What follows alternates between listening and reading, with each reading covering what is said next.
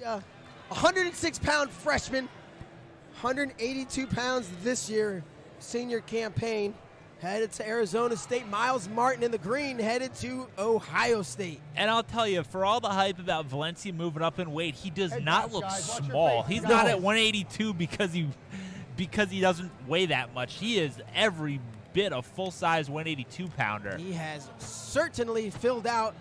It's going to be interesting to see how he can deal with the size and speed, power of somebody like Miles Martin. Miles Martin, I think my personal favorite in this class. I watched him 2 years ago at a camp Jordan Burroughs ran here in Pennsylvania, scrapping with Joey Davis and Mitch Minotti. So that's a D2 national champ and college All-American. Martin was a sophomore in high school, and certainly taking his licks, but you could see there was a lot of potential in this kid. And you're right, the combination of speed and power is almost unmatched, particularly at 182 pounds. Yeah. 1 minute down here in the first, no score. No real shot attempts by either guy.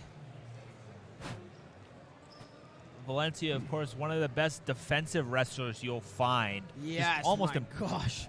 Impossible to score on.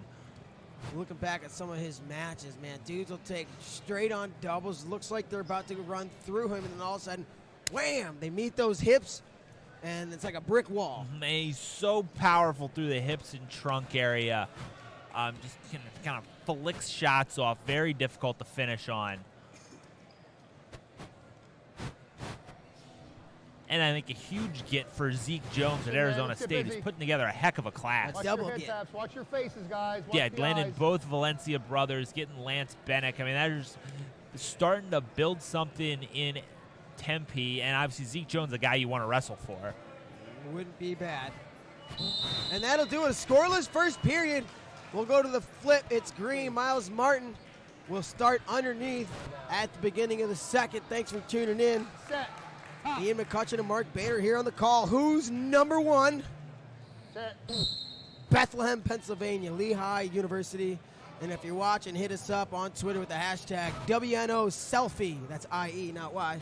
Take a picture of yourself, your setup. Let us know how you're enjoying this outstanding event. We'll crown a winner, a pick winner at the end. And they call stalling on Zahid quickly. And Martin gives him a little shove on the edge. Back to the center. Martin, I think, has the biggest contingent here. There's an entire section in the snake pit. Yeah, he had 60, 70 people here. Doesn't shock me. If you look to our left, that entire section of seat is filled. State. And now we see Miles Martin in on the leg. Zahid up. Oh, nothing yet. Good defense by Valencia. Still nothing here. And they're going to go out of bounds. Incredible defense by Zahid Valencia. Exactly what we talked about. Valencia is so difficult to score on. Martin finishes that takedown against just about everybody else in the country. And I feel like when I think of Zahid's defense, I think of his primary stopping shots with his hips. But this time, it was Miles Martin in deep, had the leg up in the air, and still somehow Valencia able to avoid danger. And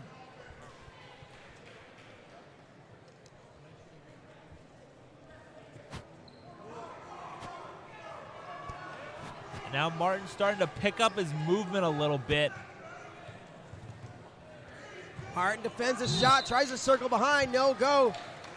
Then Valencia's hands are so heavy. Martin, I think, needs to do a better job of staying a little bit more in space, letting his motion kind of dictate his offense.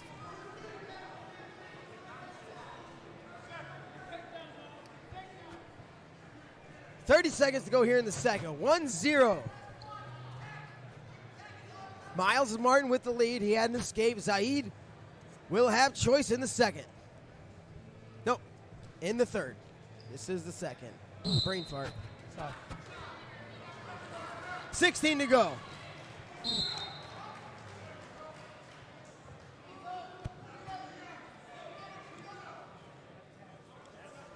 Valencia does have a warning. Hasn't really gotten into his offense yet. Black, going down.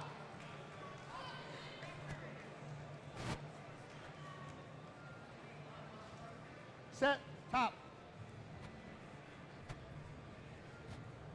Set. Green. Don't hang it. You're hanging in here. Go to the belly. Green. Go. Caution Martin. Once going to try to get that escape, tie this thing up, and then it's going to be a takedown battle. We haven't seen one yet. Martin was close. Couldn't finish on Valencia. Zahid up to his feet quickly. Martin's going to kick him away. Great. Let's settle this. Minute 54 to get a takedown. Great explosion from bottom from Valencia. Just beat Martin off the whistle. I had nothing he could do. And probably the better part of valor just to kick him away and give yourself the full 2 minutes. Martin again gets to the ankle. Zahid defending. And Valencia again able to get that foot back on the mat. I don't know how he does it. It's uncanny. Great defense again from And Zahid now he's in the short offense, pulling the head down. Valencia controlling the front headlock, though they are on the edge. I thought it looked like Martin jumped the whistle a little bit there to create that scoring opportunity. I think he was halfway into his shot by the time they started. I guess if you can get away with it, and I doubt it was intentional. Oh, no, not at all. But all came out in the wash with Valencia's excellent defense there. And now we see Valencia pushing Martin back a little bit. He's controlling the center, takes Miles to the edge. Miles circles back in. Over collar shrug attempt for Martin. Anyway, I think we've already answered the question. Valencia not struggling with the size of Miles Martin. No, and I think he's going to adjust just fine to this weight. Yeah, that's not that I was worried, but I think it's very clear after watching here. Not that you were worried, but we're all curious. When a kid puts on 50 pounds, how is he going to adjust to it? And, you know, is this going to affect his win? Is he going to have trouble carrying that weight, which he's not used to in these big matches? Looks like he might be slowing down just a little bit. 1-1, 40 seconds to go in the bout.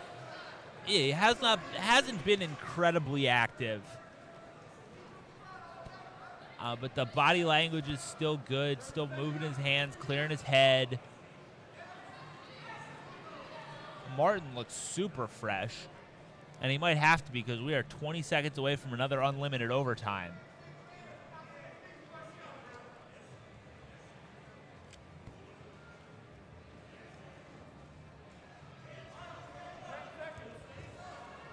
Valencia, a little shot there. Martin kicks out. And we're short time away. We are going to see overtime yet again. Here we go, guys. Got a warning. Be careful. Got a warning. Martin, Valencia for the top wrestler at 182 pounds.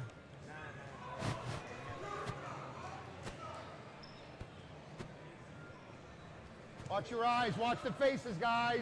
Zahid Valencia, one of the more appeared to say he got poked in the eye. He meets right back in the middle with Martin.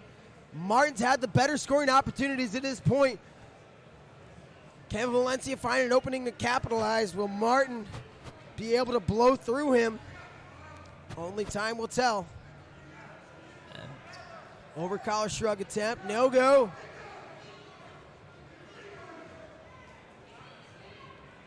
There we see a second attempt.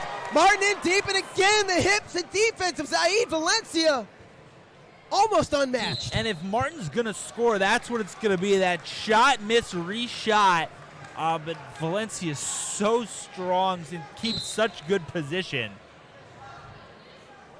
And that was kind of the quintessential Zahid Valencia defensive effort. Absolutely.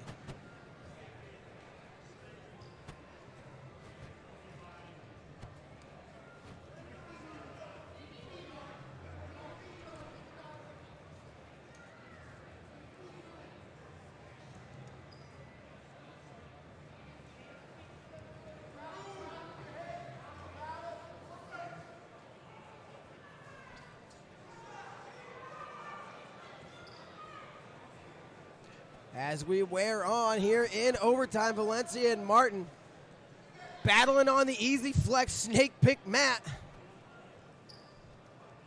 Valencia now driving forward. Oh, over collar shrug attempt. Zahid has the ankle. He's going to need to turn that toe to the ceiling and pull it back in bounds. Hanging on to it. You turn the toe to the ceiling, the knees pointing up, then the hips turning up, and your opponent can't turn face down. Zahid slowly trying to drag him back in. And he's going to catch the that cradle. Zahid Valencia's got a cradle. Miles Martin pops the head free. Oh, and it's going to be Martin looking to score. He gets his hand free. He's behind both arms. Miles in possession, but Zahid, wow. Great scramble. He catches the leg. And it looks like both guys have a leg.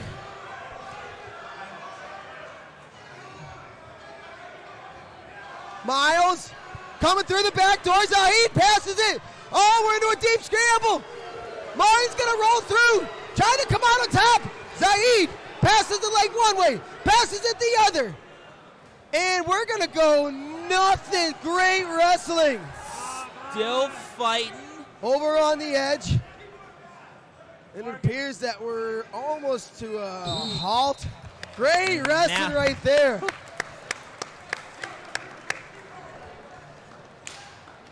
Other side.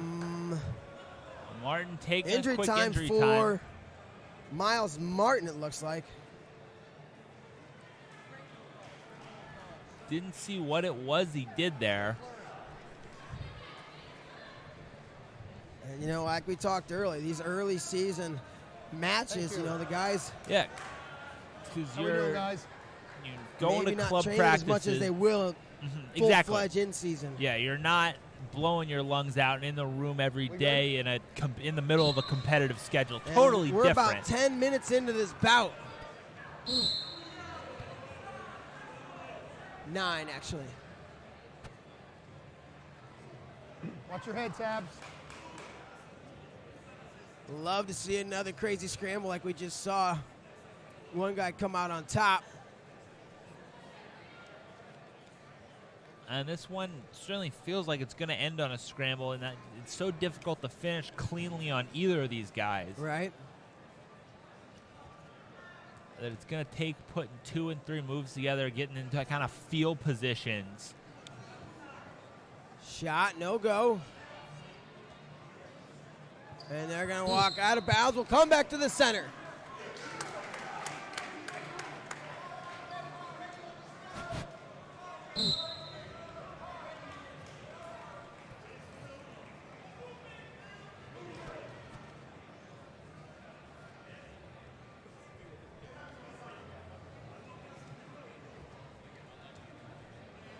Martin. Oh, and a shot. Miles Martin in. Zahid Valencia defending. Martin trying to score. Now Valencia looking to get the angle. Valencia's going to lock up a cradle. And he's got the cradle locked up. He's got Martin on a hip. He looked at the referee, and that's going to be it. Zahid Valencia bumps up 50 pounds and will be your... The following bout will be contested at 152 pounds. Introducing first, wrestling out of the green corner, a 2-time state champion and a Fargo, Flow, Akron, and Powerade champion. Ranked number 2 in America and wrestling out of Penn Trafford of Pennsylvania, Cameron Coy.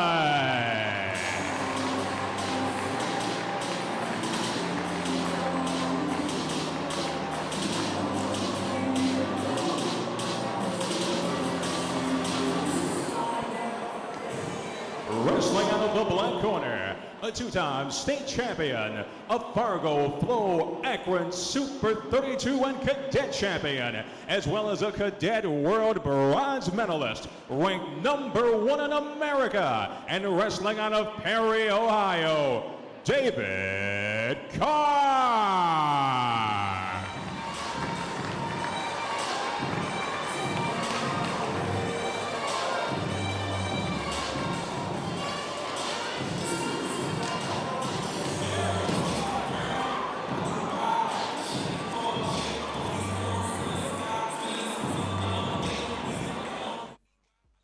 Across from Cameron Coy, Pennsylvania state champion, looking to take that number 1 spot. Coy in the green, Carr in the black. Carr known for his offense, Coy known for his defense.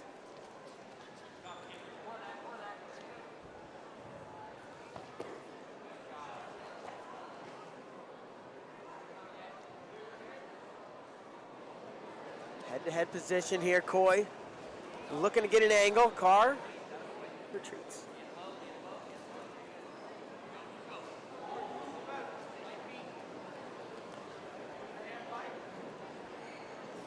Carr, the son of Makar. Nice shot. Double the single. Yeah, beautiful transition. And look at that. Coy's going to drop right underneath. Nothing. Turns around like a yo-yo. And now Carr's going to grab his legs, and we're going to be Tangled up. I think Coy felt like he couldn't improve there, just held that position. As I was saying, Carr, the son of Nate Carr, Olympic bronze medalist. And David currently being cornered by his brother, Nate Carr Jr. Jody Stripmatter in the corner for Cameron Coy. Boy, working on the front head, and a drag from Carr. And neither guy getting to the angle. Coy committed wrestle at UVA. Carr still uncommitted.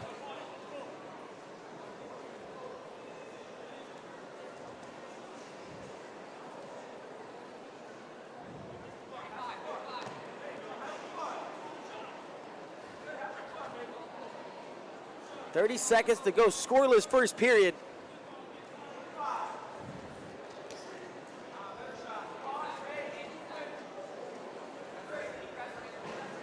Shoots him off the mat. 18 to go.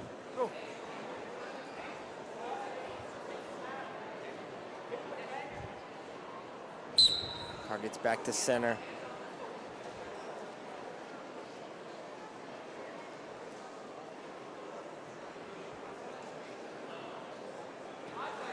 Left side collar for Cameron Coy. 4 seconds to go.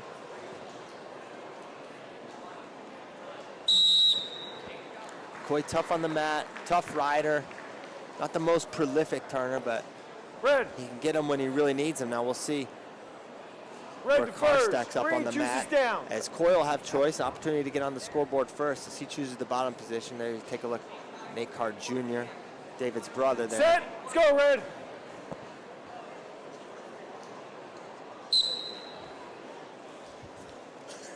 Dropping down, chopping on that left side. Up to his feet is Cameron Coy, looking for hand control, but on the edge. Carr will give up the escape. 1-0 lead for Cam Coy.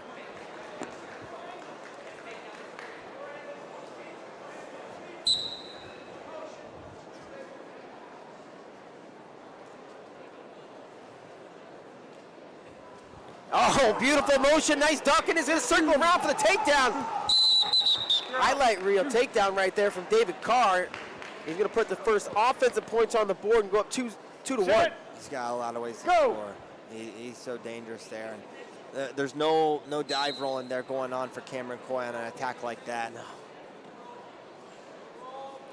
it up top. Use it. 1.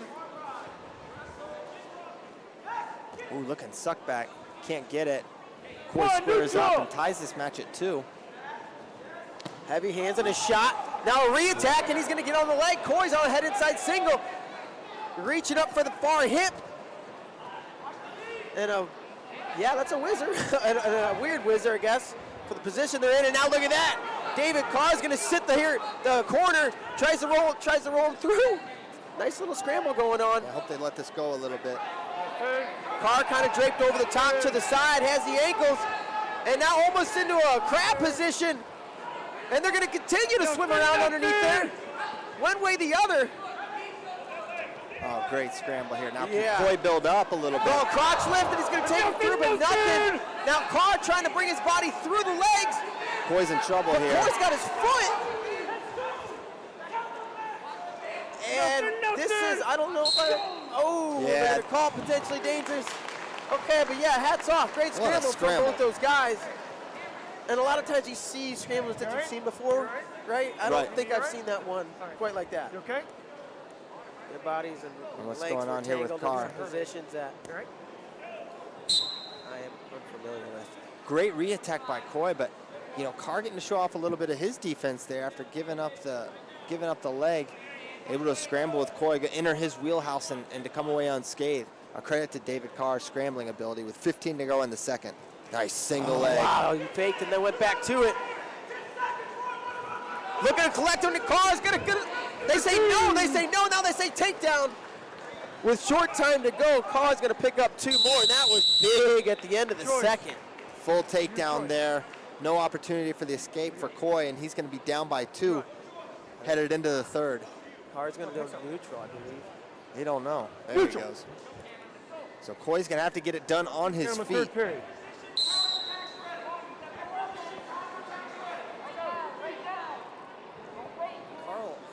Carr kind of showed a couple signs of fatigue, but then he keeps attacking and keeps scoring. You got to like it, that a guy that gets tired and continues to wrestle hard and attack. And who could blame any of these Cadet World team members if they're a little tired after what they've been through, traveling across the world. And not to mention training all summer. Yeah, right? training all summer. All the above. Nice job by Carr. Oh, and Carr really get some offense going, yeah. He was getting angles, circle one way, circle the other. Coy hustles back to the center. Carr follows.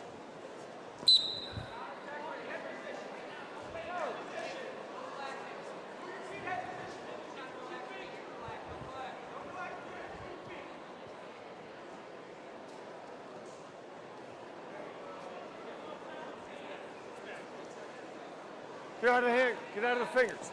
There's another shot by Carr on the edge. Just gets out of bounds as Coy. And you can maybe see a stall warning here against Cameron Coy. Did you just see Nate Carr Sr. throw a fist up? Did he? Yeah, right after you said that. Well, I think it's merited at this point. Carr's taking all the attacks, and it's one of those things where if you're winning, you don't get those stall calls very often. Right. If the shoe's on the other foot, he probably would have. Get out of the hands. Let him go. Inside control there for Carr, or for Coy. 45 seconds to go with this one. Takedown right out, ties this match, sends it into overtime. And as you say that, he gets in on the single leg, rubber knee action going on. And that's gonna hurt. And you know, Carr put himself in that position. Stop, relax, relax. Yeah. He's already got a big, I don't know about a big brace, but he's got some kind of. I don't know if it's a knee pad or a. Knee pad or a brace. I don't either. Looks like there's wrap on him. Yeah. I hope nothing. So let's see if we can't get another look at what happened. Nice swing by Coy. But Carr's up, and here we go. And that was, yeah, he put himself there. So we're back to the action. 33 to go. We'll see if there's any residual effects of that knee tweak there from Carr. Carr keeping those hands low. Inside control for Cam Coy. Now the other side. Coy gets to the leg. 15 seconds to go. He's got the leg. He's trying to bring it up. He needs to stand up to his feet. And a beautiful pick by David Carr. Oh, what if he can slip the leg in? If he can bring him to the mat here. 5 to go. Short time, and I don't think it's going to happen. And he's falling for 2, but he's not going to get it. And David Carr is going to hang on. And an exciting finish, 4-2. Carr, your winner. He is. Great performance by David Carr. On at 160, Joe Lee Green, but Green does own a victory over him. I believe 6 matches in total. It's 5-1 edge for David Carr as he takes on Joe Lee. Very familiar opponents. Extremely offensive wrestlers, both of them. Oh, swing and a miss. Ooh. Carr looking to club. Nice mix of committed and uncommitted wrestlers here at Who's Number One, and here this kind of typifies that with Joe Lee committed to Penn State. Carr still uncommitted as you see him go collar and low ankle. Carr, one of the probably hottest prospects uncommitted in the country. Yeah, no question. And you'll see Joe Lee probably going to try to fire off a low single to Carr's right leg. He's had success getting to that attack and scoring before. He's got to be careful taking errant shots as Joe Lee, because David Carr's front headlocks are excellent. Gets a lot of go-behinds from that position against elite guys, including Joe Lee this July in Fargo. Elbow control there for Carr. Oh, nice knee pull. attack. Carr gets in on the leg, coming out the back door. Lee over the top, wrap. Left hand around the waist. Right hand, I can't see, I think. Nope, they're locked through the crotch, actually. I thought he had an ankle. He's hanging a hang there. Carr pulls that leg down. He's going to try to step over and hook it. But even if he gets a hook, it'd be an interesting position from here. And now it goes right, switches back to the back door, trying to fight one leg. Now he has probably the reach Not to a lot step of progress. over it. But Lee locked with that crotch. That's stalemates the position. Nice attack by Carr, but good job stalemating the position there from Joe Lee. Hands on the mat for David Carr. You see him do that long. Keep that left hand nice and low. Top of the head, only when the head taps. Now tied up are the two. 9-0, 10 seconds to go in the first period. Let that go. Release that. Nice snap there. Heavy hands from David Carr. Joe Lee, the back-to-back performances from the Lee brothers. Nick Lee wrestled here a year ago, taking out Sammy Sasso. Now Joe Lee with his opportunity in the snake pit.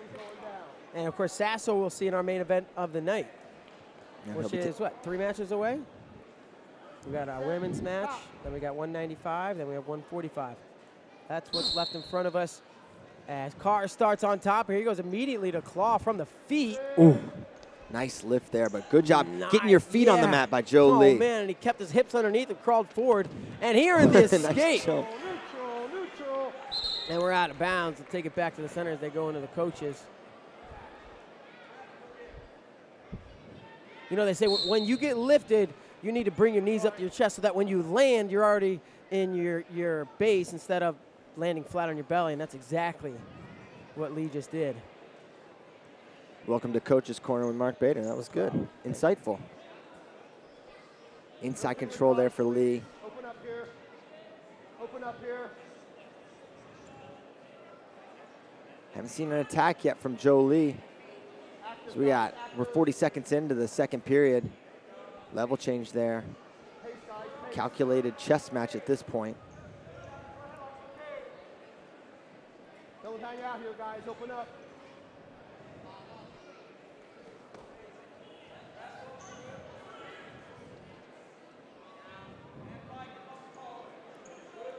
And not a whole lot of offensive action. We, kind of like a match we saw a couple ago where you just unable to get through that hand fighting, unable to get to the legs and finish. Ooh, nice single there. As I say that, Carr finds his way to a leg. Lee's shin whizzer catches his own ankle, actually.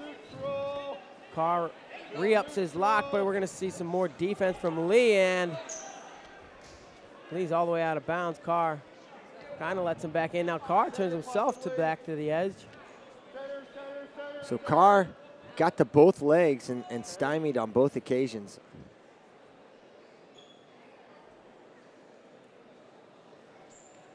Nice shot. As Carr steps out and he doesn't even square up afterwards. Out of it. Very casual there. You can see a lot of Russians do that. Just No. Disappearing act with the foot as the second period comes to an end. Carr's choice. He's going to go underneath. His brother, Nate Carr Jr., in the corner for David. And behind that, pacing Nate Carr Sr., 20 feet behind him. Illegal starting position there, completely ignored, but it's okay. Academic at this point. Nice deep waist there from Joe Lee. Lee riding parallel. He's got Carr all the way flat. Let's see if he shifts off to the side as Carr builds a base. Got his hips up underneath him now. Tripod, quad pod, up to the feet. Lee hanging off to the side. Switches sides, brings him back to a knee and back to a quad pod. And away for David Carr. We are knotted 1-1, 90 seconds to go.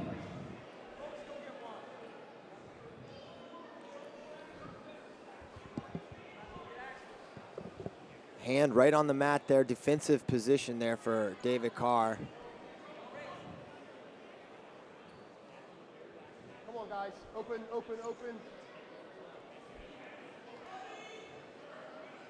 So a minute left. Wow. Oh, Carr gets to the ankle. Quickness there. Lee able to square up, and Carr Oh, and Lee's going to get his legs back. Is he? Is he? Carr still got a hold of one. I think Lee's going to get out of this. Lee's going to roll him through. He's locked in the crotch. That's the second time he's used that crotch lock to defend a shot here. Plenty of time here, but now he's got pass. Transitions to a leg pass, catching it is Carr. Carr sits over him and takedown. David Carr. He earns 2, goes up 3-1 with just under 30 seconds to go. Lee fighting from the bottom. Carr with a 2-on-1. Great job hanging. Roll through. He's got it. Oh, boy.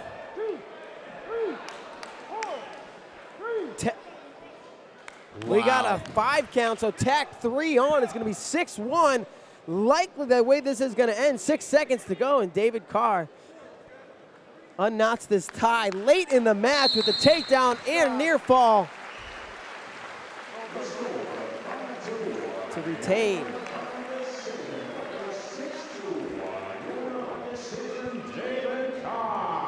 And David Carr retains his #1 ranking at 160 pounds, a hard-fought match. And Hidlay in the black. And Hidlay with the right cross to his own face, and we are underway. Hidlay in the black, Ramirez in the green, and Hidlay, we talked about McKee's underhooks, maybe one of the most prolific underhookers in the country, Trent Hidlay. You see that hard snap there. But Ramirez, the interesting about this matchup is Ramirez very comfortable upper body. He said in the press conference, I feel great in an overhook, but he's great with underhooks in his own right. And there's that right into an underhook. What a collision there. Both of them extremely powerful wrestlers and win a lot with their power. Ramirez gets to the leg. He's not like coming out the back door. He's not doing any of that. He is picking you up and slamming you on the mat. Hidlay, you're going to see him go look for that underhook to that knee blast. And the interesting about how Hidlay often gets his underhook, he like starts low and kind of launches up into the guy. And the power takes a lot of guys out. But Ramirez going to be a very strong challenge here. You know who else I see start low and move up? No. Jordan Burroughs. Yes, he does. Yeah, he's pretty good at that too. See Ramirez coming up right side underhook, has Hidlay on the edge. Just snaps to try to go short offense here. Controlling that underhook near the edge. Hidlay doesn't look like he wants to be here. Retreating a little bit towards the edge. And trying to just throw him by, and we're going to go out of bounds and into the chair.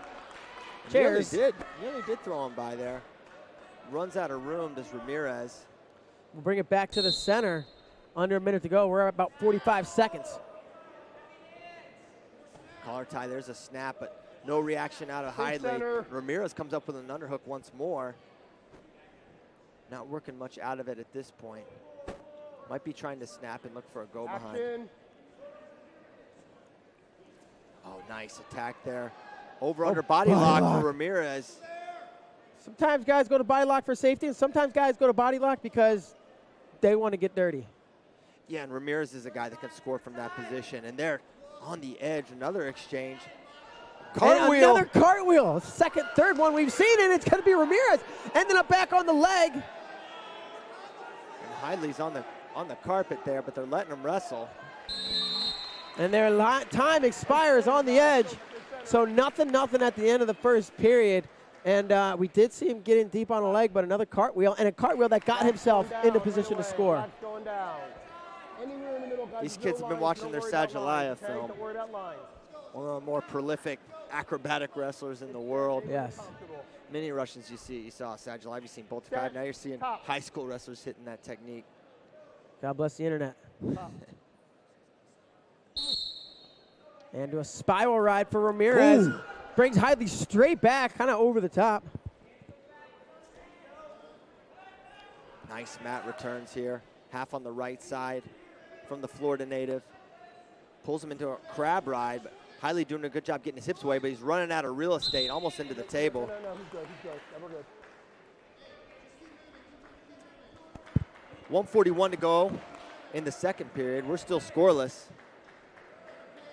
I think that was our first scoreless period of the event so far, Bader. Yeah, absolutely. Ramirez covers.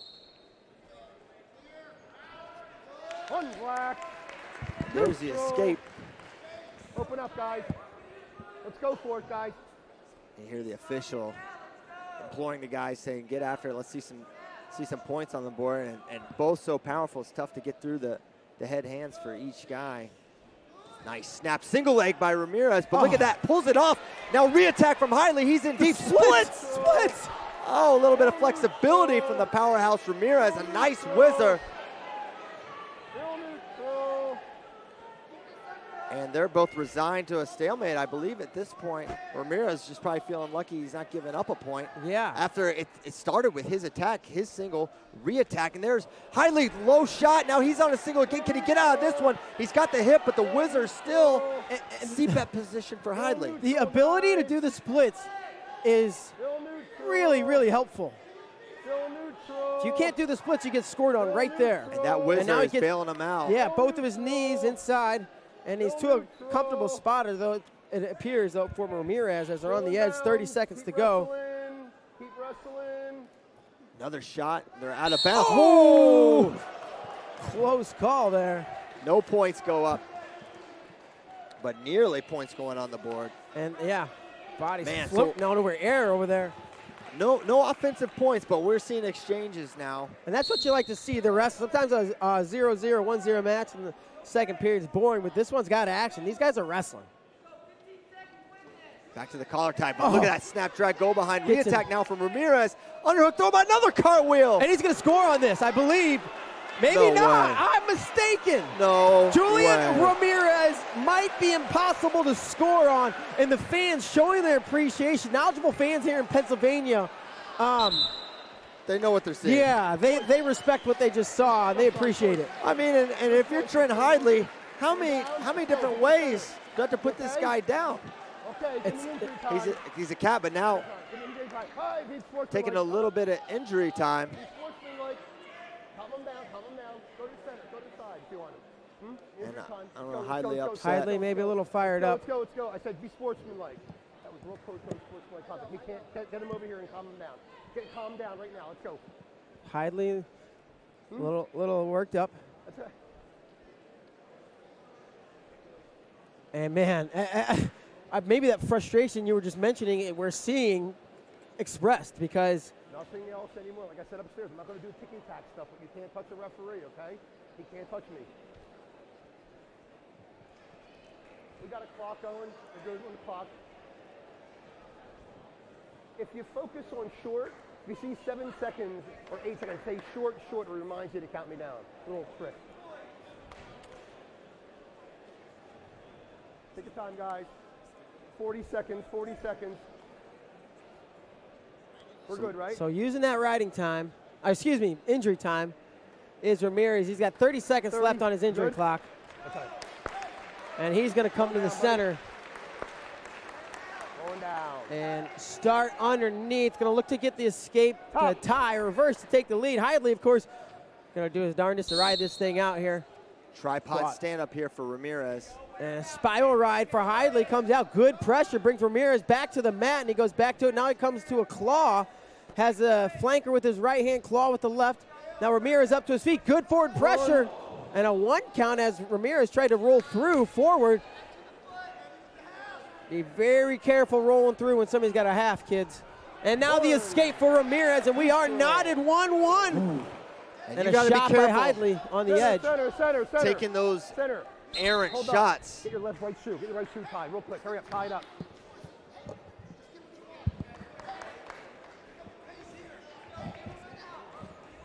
Mid-towel, real fast. Hold up, guys.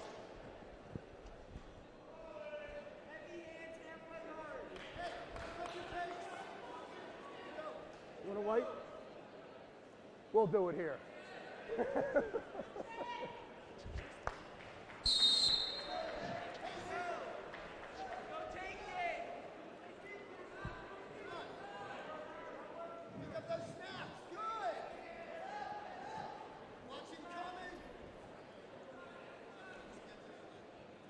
And we're going, minute 11 to go, and we are knotted. We just have all these close matches, but nothing here so far in this one. Offensive score-wise, 1-1 with a minute to go. Hidlay's been close multiple times. Ramirez has displayed some incredible defense, and Ramirez looks to jump over him again.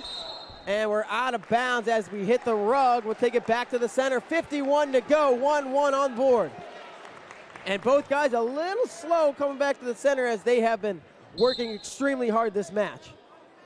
Action. Back to that collar tie for Ramirez. Nice snap out of Hidlay. And you got to figure one of these times. He sits through on the cradle. Nothing yet. Oh, I thought Ramirez was going to score, actually, come back or at least have some offense. We're over-under on the edge now. Hidlay, how many times is he going to be close to scoring? Ramirez ducked. Now he gets to a low shot. Hidlay is going to kick away. I thought he might dive over the top and catch an ankle, but he's out of near the edge. Hidlay out of bounds, but Ramirez in. 17 to go. Plenty of time. They're moving chairs. You only do that. You only move chairs when it's advantageous to your wrestler. Yeah, Otherwise, exactly. the coaches are just going to sit there in their chairs. But no score on the edge. We'll take it back to the center. 8 seconds away from overtime. And 8 seconds from now, we'll give you a quick explanation. 8 seconds, guys. 8. And I think they might be content to let this one go into overtime. So our overtime period is going to be 5 minutes on the clock. First takedown wins. If there's no takedowns in 5 minutes, we go turn the clock off. Takedown wins or 2 step outs, push outs will win.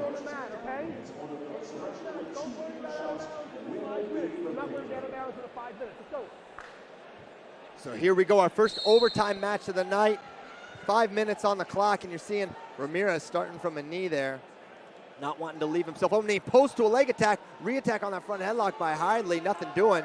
You're seeing Ramirez staying really low, working from one knee and then another. Nice snap from Hidlay in his underhook position here. Lateral jump attempt and got him! There's the fall! Trent Hidlay in overtime. In overtime, the winner by fall. And is that a hoagie in his hand? He has a hoagie! He's eating a hoagie! The hoagie's got a hoagie! I love it.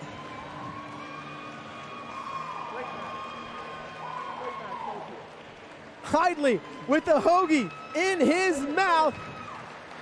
He's your winner.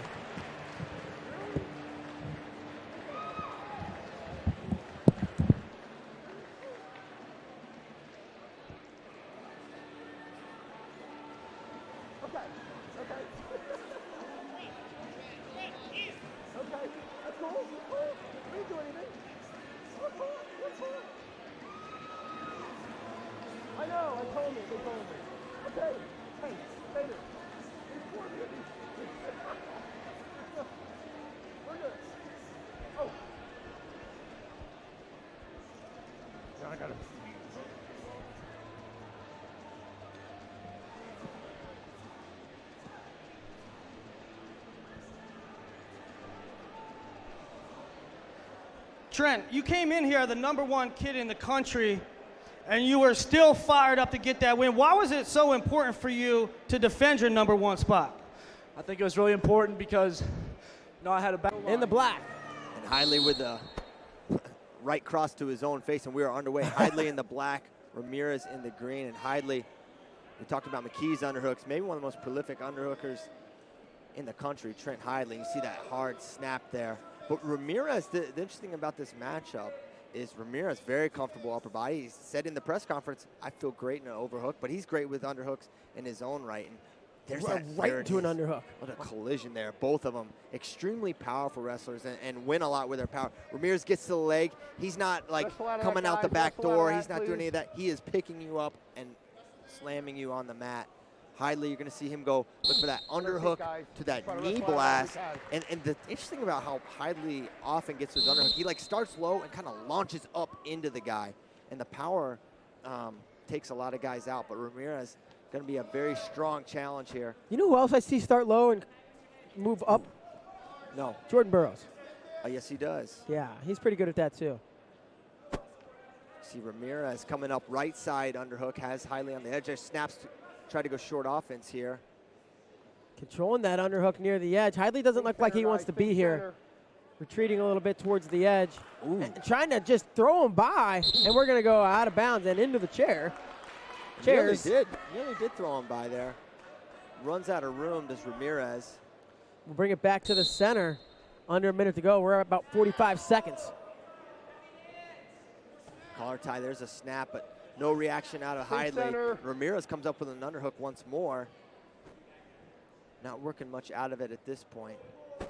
Might be trying to snap and look for a go behind. Oh, nice attack there. Over-under body lock for Ramirez. Sometimes guys go to body lock for safety, and sometimes guys go to body lock because they want to get dirty. Yeah, and Ramirez is a guy that can score from that position. And they're on the edge, another exchange. Cartwheel. Another cartwheel. Second, third one we've seen, and it's going to be Ramirez. Ending up back on the leg. And Hidlay's on the carpet there, but they're letting him wrestle. And their time expires on the edge. So nothing at the end of the first period. And we did see him getting deep on the leg, but another cartwheel, and a cartwheel that got himself into position to score. These kids have been watching their Sajjalaya film. One of the more prolific acrobatic wrestlers in the world. Yes. Many Russians you saw Sajjalaya, you've seen Boltikayev. Now you're seeing high school wrestlers hitting that technique. God bless the internet. And to a spiral ride for Ramirez. Ooh. Brings Hidlay straight back, kind of over the top. Nice mat returns here. Half on the right side from the Florida native. Pulls him into a crab ride. But Hidlay doing a good job getting his hips away, but he's running out of real estate, almost into the table. No, he's good. We're good. 1:41 to go in the second period. We're still scoreless. I think that was our first scoreless period of the event so far, Bader. Yeah, absolutely. Ramirez covers. One black. There's the escape. Open up, guys. Let's go for it, guys. You hear the official imploring the guys, saying, get after it. Let's see some points on the board. And both so powerful, it's tough to get through the head hands for each guy. Nice snap, single leg by Ramirez, but look at that, pulls it off. Now re-attack from Hidlay, he's in deep. Splits! Oh, a little bit of flexibility from the powerhouse Ramirez, a nice whizzer. And they're both resigned to a stalemate, I believe, at this point. Ramirez just probably feeling lucky he's not giving up a point. Yeah. After it started with his attack, his single, re-attack, and there's Hidlay, low shot. Now he's on a single again. Can he get out of this one? He's got the hip, but the whizzer still C-bet position for Hidlay. The ability to do the splits is really, really helpful. If you can't do the splits, you get scored on right there. And that whizzer is bailing him out. Yeah, both of his knees inside. And he's to a comfortable spot, though it appears, though, for Ramirez as they're on the edge. 30 seconds to go. Keep wrestling. Another shot. They're out of bounds. Oh! Close call there. No points go up, but nearly points going on the board. And yeah, body's floating out over air over there.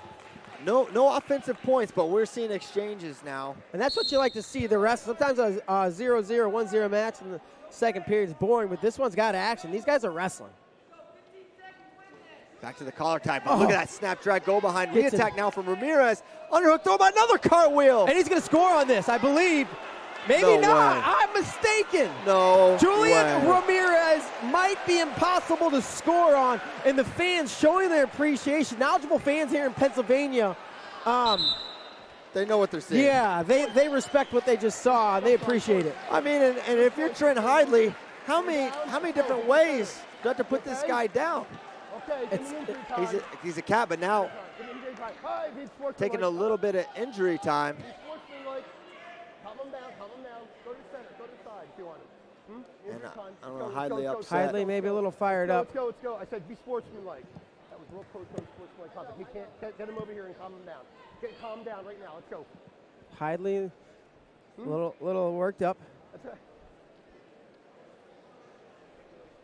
And man, maybe that frustration you were just mentioning, we're seeing expressed because. Nothing else anymore. Like I said upstairs, I'm not going to do ticky-tack stuff, but you can't touch the referee, okay?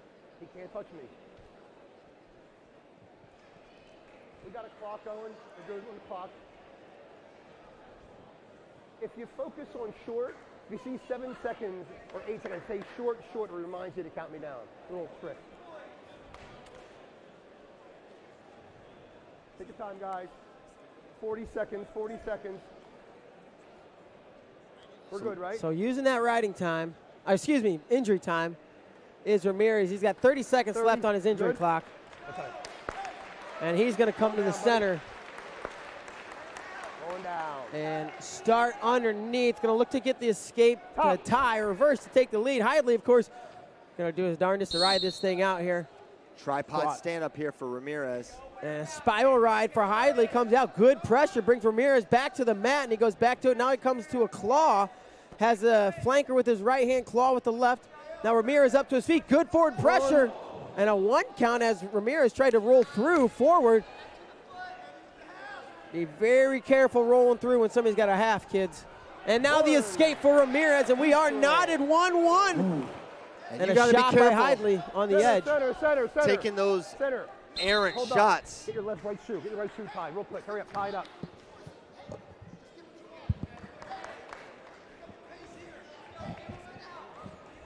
Mid-cow, real fast. Hold up, guys.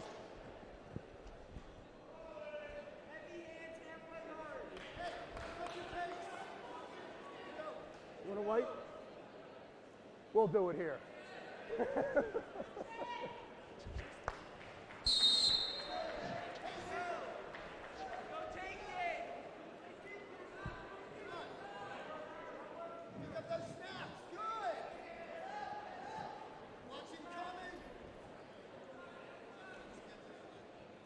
And we're going, minute 11 to go, and we are knotted. We just have all these close matches, but nothing here so far in this one. Offensive score-wise, 1-1 with a minute to go. Hidlay's been close multiple times. Ramirez has displayed some incredible defense, and Ramirez looks to jump over him again. And we're out of bounds as we hit the rug. We'll take it back to the center. 51 to go, 1-1 on board. And both guys a little slow coming back to the center as they have been working extremely hard this match. Action. Back to that collar tie for Ramirez. Nice snap out of Hidlay. And you got to figure one of these times. He sits through on the cradle. Nothing yet. Oh, I thought Ramirez was going to score, actually, come back or at least have some offense. We're over-under on the edge now. Hidlay, how many times is he going to be close to scoring? Ramirez ducked. Now he gets to a low shot. Hidlay is going to kick away. I thought he might dive over the top and catch an ankle, but he's out of near the edge. Hidlay out of bounds, but Ramirez in. 17 to go. Plenty of time. They're moving chairs. You only do that. You only move chairs when it's advantageous to your wrestler. Yeah, Otherwise, exactly. the coaches are just going to sit there in their chairs. But no score on the edge. We'll take it back to the center. 8 seconds away from overtime. And 8 seconds from now, we'll give you a quick explanation. 8 seconds, guys. 8. And I think they might be content to let this one go into overtime. So our overtime period is going to be 5 minutes on the clock. First takedown wins. If there's no takedowns in 5 minutes, we go turn the clock off. Takedown wins or 2 step outs, push outs will win.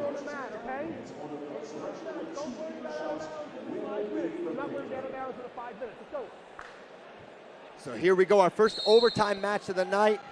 5 minutes on the clock, and you're seeing Ramirez starting from a knee there. Not wanting to leave himself open. He posts to a leg attack, re-attack on that front headlock by Hidlay, nothing doing. You're seeing Ramirez staying really low, working from one knee and then another. Nice snap from Hidlay in his underhook position here. Lateral jump attempt, and got him! There's the fall! Trent Hidlay in overtime. In overtime, the winner by fall. And is that a hoagie in his hand? He has a hoagie! He's eating a hoagie! The hoagie's got a hoagie! I love it.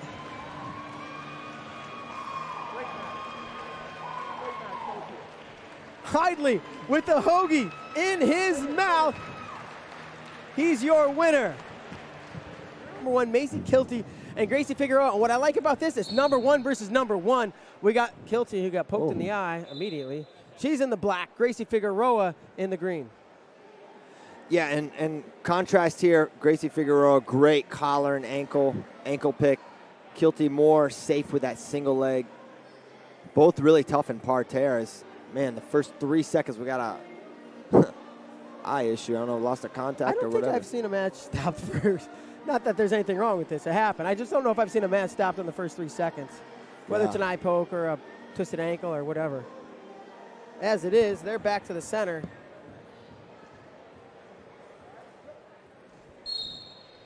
And we're off. Kilty and Figueroa. Nice club. Low shot there by Figueroa, but good recovery from Kilty.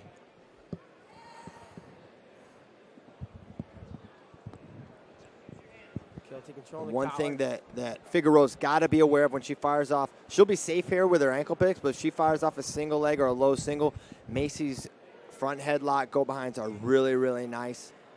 She can score against really strong opponents, including Ron. Nice shot by Figueroa. Comes back for two. May have a lace here. This is freestyle, remember. Good recovery from Macey Kilty. Yeah, man, that was cat quick single leg by Gracie Figueroa. Great takedown by Figueroa. She strikes first. She's going to go to work on top. Of course, they'll get brought to their feet if nothing happens. Freestyle wrestling. You're not going to get a ton of time to work on the mat, and they go back up 2-2. 2-11. Excuse me, 2-0 is the score. 2-11 left in the first. Great start there, and that's how you got to finish on someone as powerful as Macey Kilty. Quick finish on that single, got that head right in the knee. Nowhere for Macey to go. 2-0 lead here as we're going freestyle. Overtie there for Figueroa.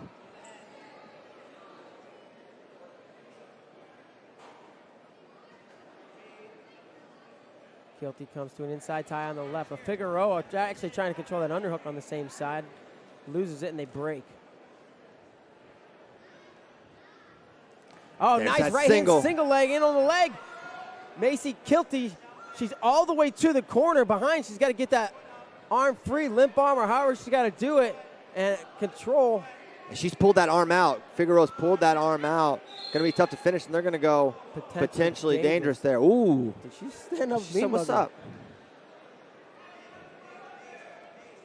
And nice job pulling that arm off, using that whizzer well, and then stalemating a position where she could have got scored on. There's that low shot again. Now trying to come out the back door is Figueroa. Looking to turn in. She's in good position here. Standing single leg for Gracie Figueroa. Goes front trip. Trying to catch a leg. Can't do it. 2 more for Gracie Figueroa. 4-0 lead.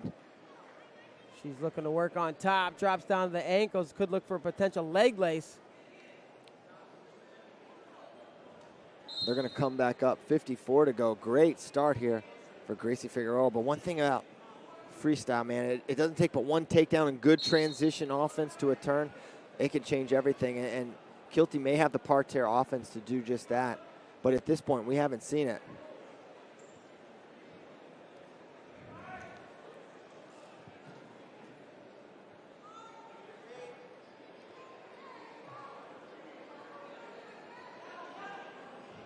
Head taps there from Macey. Again, Macey Kilty in the black, Gracie Figueroa in the green. Great uniforms here provided by ASICS, the sponsor here for Who's Number One 2017 edition.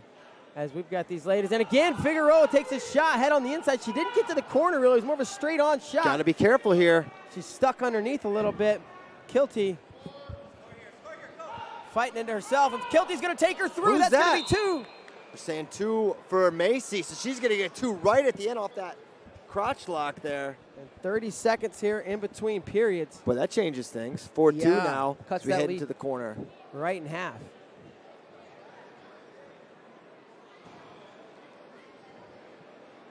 So it's been Figueroa able to get to the legs a lot more consistently. 3 locks around the leg to 1, I do believe, at this point. But they don't count locks on the leg. No, they don't. Good points for that. Maybe at practice, that's a good drill, but not here right now. No points. 3 minutes on the clock. Halfway through this match, 4-2. Gracie Figueroa leads Macey Kilty, 125 pounds. Real physical, getting up, working the head is Macey Kilty. Now they clear out.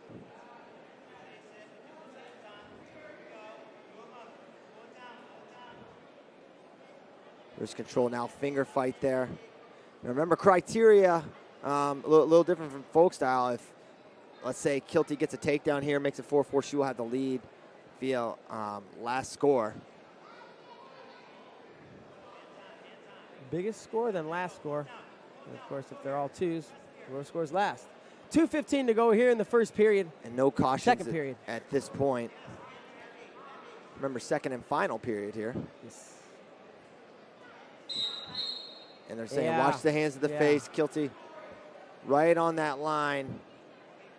I thought, you know, you could call that. That's acceptable call. No points given. It's not cautioning to Kilty, but Kilty going right back to the head. Maybe not quite in the face, but she's pulling on the back of that head, trying to make things uncomfortable for Gracie Figueroa. Find an opportunity to fire off an attack.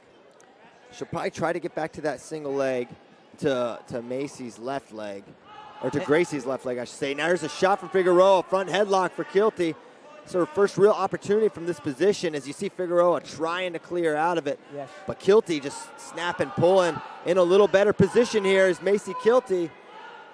Now will she be able to circle around behind? She's not in good position, and good job controlling the elbow by Gracie Figueroa, unable to get the two. So we'll bring it back to the center. 1:26 to go in this bout. We'll see if Kilty turns that offense up a little bit and if Figueroa kind of shuts it down or continues to engage.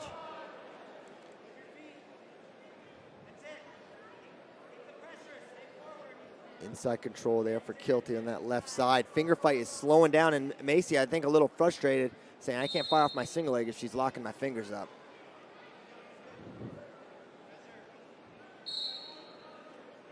I mean, these girls, very experienced. You know, they've wrestled on the world level. Bringing home hard, but nice shot. Figueroa trying to come out the back door. She's got that foot looking to turn in. Could be a great insurance takedown for Figueroa. Has Kilty bouncing on the foot. Nothing yet. Now Kilty's going to fall, nice and finish. Figueroa pounces on top, captures, controls the hips. Two more, makes it 6-2. Real physical on top there is Figueroa. Just like kind of a power half position there.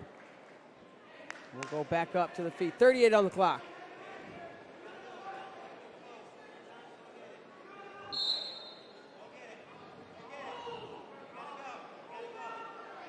And there's that finger fight again to her single leg side. Nice sprawl by Figueroa. Kilty just unable to get to that leg. Figueroa. Right on the edge now. It's Figueroa, and we'll see if Kilty looks Macey for that can get that step out point. There's a shot, and that should be one. She's not grounded. There's the step out point. Not super impactful down three. She's still going to need two scores or a feet to back. Either way, kind of in the same boat she was is Macey Kilty. Now she's going for that overhook. Going to try to engage upper body. Figueroa can evade at this point. There's a shot from Kilty. Running out of time. It's Macey Kilty. 3 seconds to go. And not going to get it. Time runs out. And it's a 6-3 final. 6-4 final. Step out right at the end. And it's Gracie Figueroa, your winner. And she'll take the #1 pound-for-pound spot in the country. Hard-fought match by both ladies.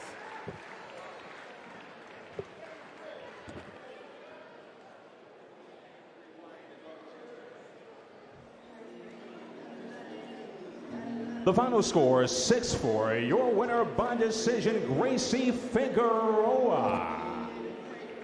And we'll see some of these. It's #1 versus #1. We got Kilty, who got poked in the eye immediately. She's in the black. Gracie Figueroa in the green. Yeah, and contrast here, Gracie Figueroa, great collar and ankle pick. Kilty more safe with that single leg. Both really tough in parterres. Man, the first 3 seconds we got a eye issue. I don't know, lost a contact or whatever. I don't think I've seen a match stopped first. Not that there's anything wrong with this. It happened. I just don't know if I've seen a match stopped in the first 3 seconds. Whether it's an eye poke or a twisted ankle or whatever. As it is, they're back to the center.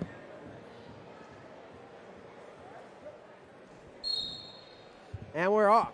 Kilty and Figueroa. Nice club. Low shot there by Figueroa, but good recovery from Kilty.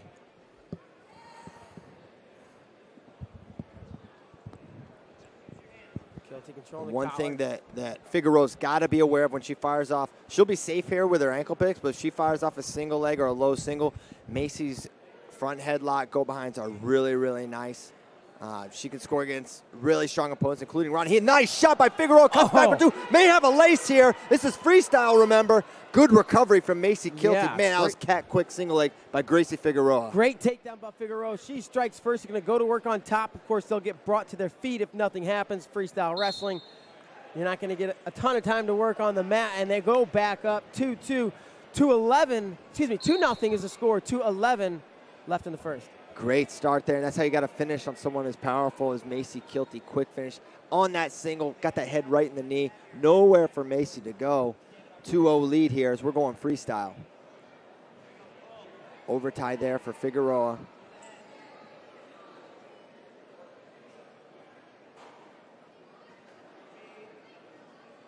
Kilty comes to an inside tie on the left, but Figueroa actually trying to control that underhook on the same side. Loses it, and they break. Oh, There's nice right hand single leg in on the leg. Macey Kilty, she's all the way to the corner behind. She's got to get that arm free, limp arm, or however she's got to do it, and control. And she's pulled that arm out. Figueroa's pulled that arm out. Going to be tough to finish, and they're going to go potentially dangerous there. Ooh. Did she stand up? She said, what's up? And nice job pulling that arm off, using that whizzer well, and then stalemating a position where she could have got scored on. There's that low shot again. Now trying to come out the back door is Figueroa. Looking to turn in. She's in good position here. Standing single leg for Gracie Figueroa. Goes front trip. Trying to catch a leg. Can't do it. Two more for Gracie Figueroa. 4-0 lead. She's looking to work on top. Drops down to the ankles. Could look for a potential leg lace. They're going to come back up. 54 to go. Great start here for Gracie Figueroa. But one thing about freestyle, man, it doesn't take but one takedown and good transition offense to a turn. It can change everything. And Kilty may have the parterre offense to do just that. But at this point, we haven't seen it.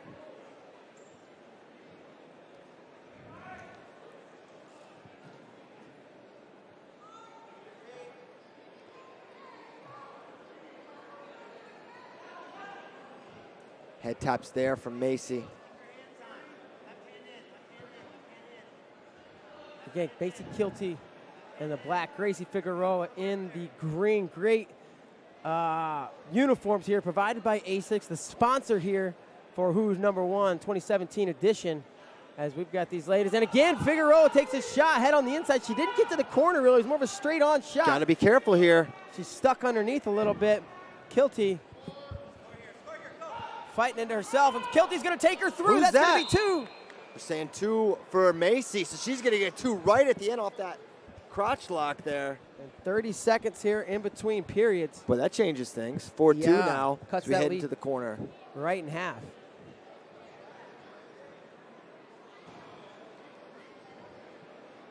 So it's been Figueroa able to get to the legs a lot more consistently. 3 locks around the leg to 1, I do believe, at this point. But they don't count locks on the leg. No, they don't. Good points for that. Maybe at practice, that's a good drill, but not here right now. No points. 3 minutes on the clock. Halfway through this match, 4-2. Gracie Figueroa leads Macey Kilty, 125 pounds. Real physical, getting up, working the head is Macey Kilty. Now they clear out.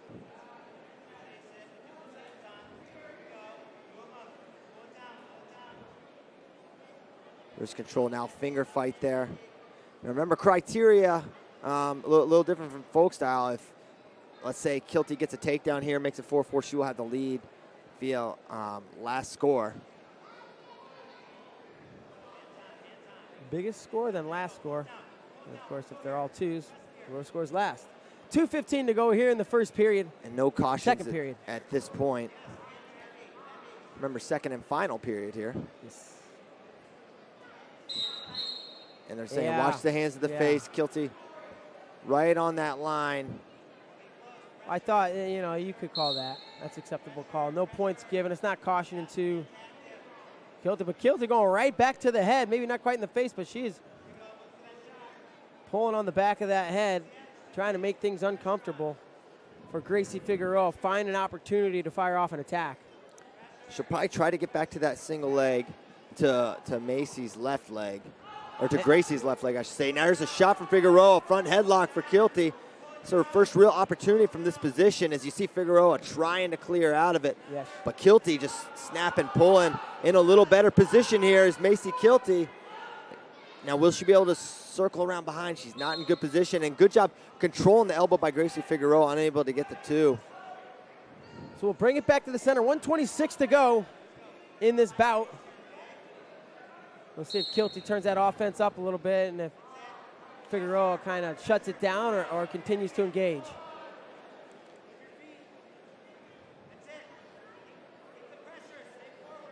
Inside control there for Kilty on that left side. Finger fight is slowing down, and Macey, I think, a little frustrated, saying, I can't fire off my single leg if she's locking my fingers up.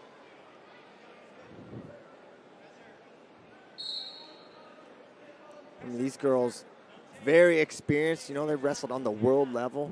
Bringing home hard, nice shot. Figueroa trying to come out the back door. She's got that foot looking to turn in.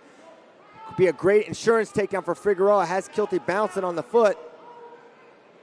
Nothing yet. Now Kilty's going to fall, nice and finish. Figueroa pounces on top, captures, controls the hips. 2 more, makes it 6-2. Real physical on top there is Figueroa, just like kind of a power half position there. We'll go back up to the feet. 38 on the clock.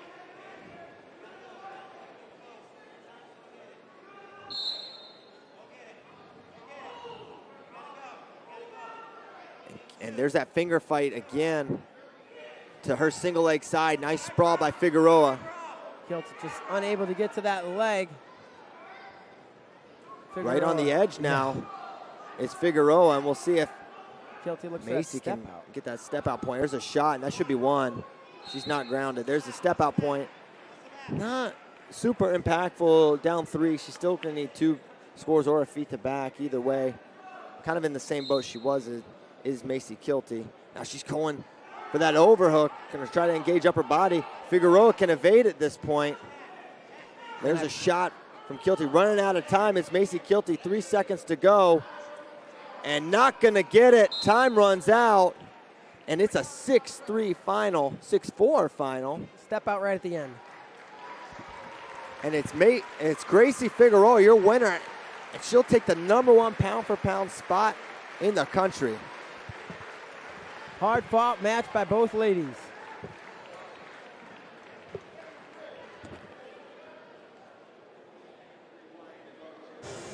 These two have faced before. It was Macey Kilty. Whoa, already in on a double, and this is freestyle, remember, and that's going to be 2 right away. And it was Macey Kilty that really controlled the center last time these two faced. But Kennedy Blades setting the tone early. She says, I'm going to attack. Fires off a second double, and Kilty catches her. Now they're in over-under position. Blades clearly has a length advantage here in this match. Another shot from space.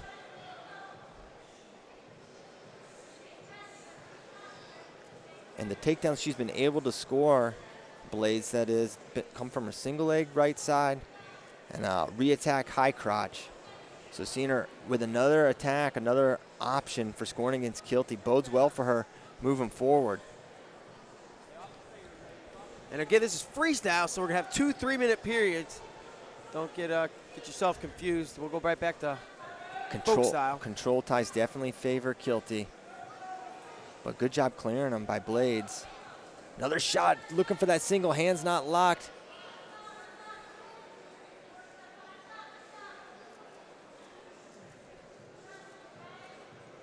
Kilty taking her towards the edge. Inching Blades towards there, maybe looking for a step out. Macey Kilty, a crafty freestyle wrestler. Oh, nice slide by whose points, though? I think that's going to be Kilty's. They're going to go for green for Kilty. And that is huge. So close to the slide by. They're thinking about the challenge. I don't think they should. I think that's for green. And now Blades immediately in on a single leg. Whizzer from Kilty. See if she can finish. She's trying to circle around. She's got long legs. Maybe she'll be able to throw it in. Now better position. Now not as good position. Seemed like she might have had the advantage when Kilty turned away from her, and now looking to hip tip. Yeah, you see maybe a slight power advantage for Kilty. She's going to come around for 2, extending her lead now, 6-2 for Kilty. She have a trap arm. No, looks like an arm bar, actually. Yeah, traditional arm bar. She's thought she was gonna run around the head. Now she's going back that way. Referee's gonna put them back up onto their feet. 49 seconds to go. This a freshman versus a senior. Kilty, the senior. Kilty on the line. She's right up. Oh, she's facing at her. Setting a little bit of intimidation there from Kilty. Say, I'm not tired. I'm ready to go. Underhook right side for Blades. In on a high crotch is Macey Kilty, but crowding her, feeding her some hips and controlling that near ankle is Blades and looking like a stalemate position. But maybe not as Kilty builds up now. Switch position for Kennedy Blades, trying to step over, getting close, nothing yet. Close. Needs to keep sliding her hips up. This Kennedy Blades, that's nothing. She's not gonna, the hips are a little too low, I believe. She should be able to get her hips a little higher, but I guess not. The leg's stuck underneath. Kilty's got a hold of her right leg. It's also stuck underneath her. I'm really surprised Blades isn't able to improve her position. She goes power half on the left side, not going to get it. 6-2 now the score, 26 seconds to go, or 26 to go in the break. 6-2 on the scoreboard, 3 minutes to go in the match.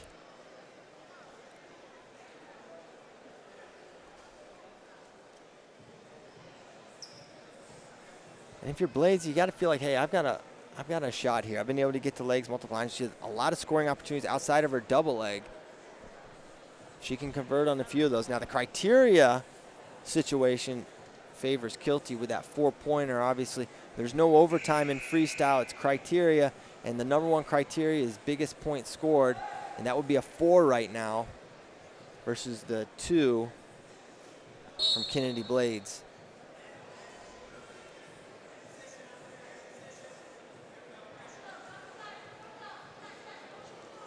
Back to that slide by. She was close there, but didn't quite have her hips in good enough position. There's a double to single from Kennedy Blades. Now looking to 2-on-1, maybe to the leg foot sweep, but Blades just kind of steps over it. You know who's great with the feet like that is Helen. Oh, yeah. Fantastic. She did a couple of those last night. Not really a foot prop necessarily, but she times it right, just trips these girls. Crowding forward, Macey Kilty, over-under position. Kilty very comfortable there.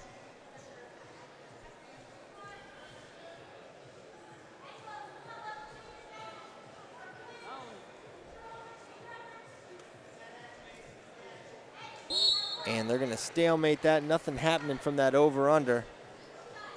120 seconds to go. No score yet here in the second. Another shot attempt from Kennedy Blades. Can't get in.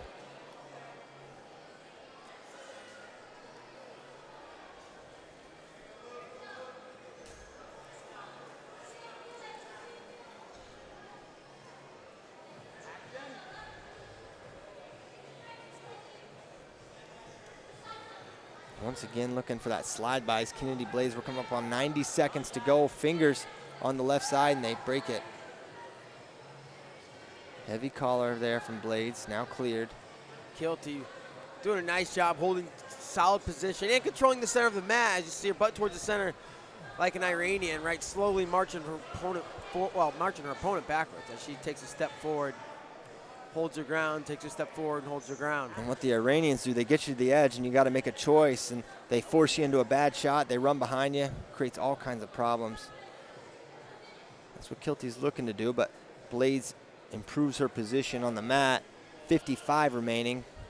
So they're back in the finger fight. And the first passivity warning is going to go to Blades. Next one, she'll go on the clock with only 51 seconds to go. That should not happen. It's unlikely that she gets hit again. She looks to shoot. Over tie for Blades. And she's got her motor going up a little bit, put together a couple scoring attempts. It'd be nice to see her try to string 2, 3, maybe even 4 of them together one more time. And I don't know for sure, but man, I haven't seen many freshmen as good as Kennedy Blades. You know, this is a huge age gap, experience gap, and for her to just continue to be competitive with Kilty, even though she might not get her hand raised, man, the future for USA Wrestling might be right here with Kennedy Blades.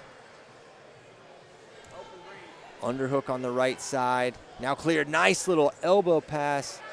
Good position for Kilty, but heavy hips from Kennedy Blades. Just 6 seconds to go. And no points. That's going to do it.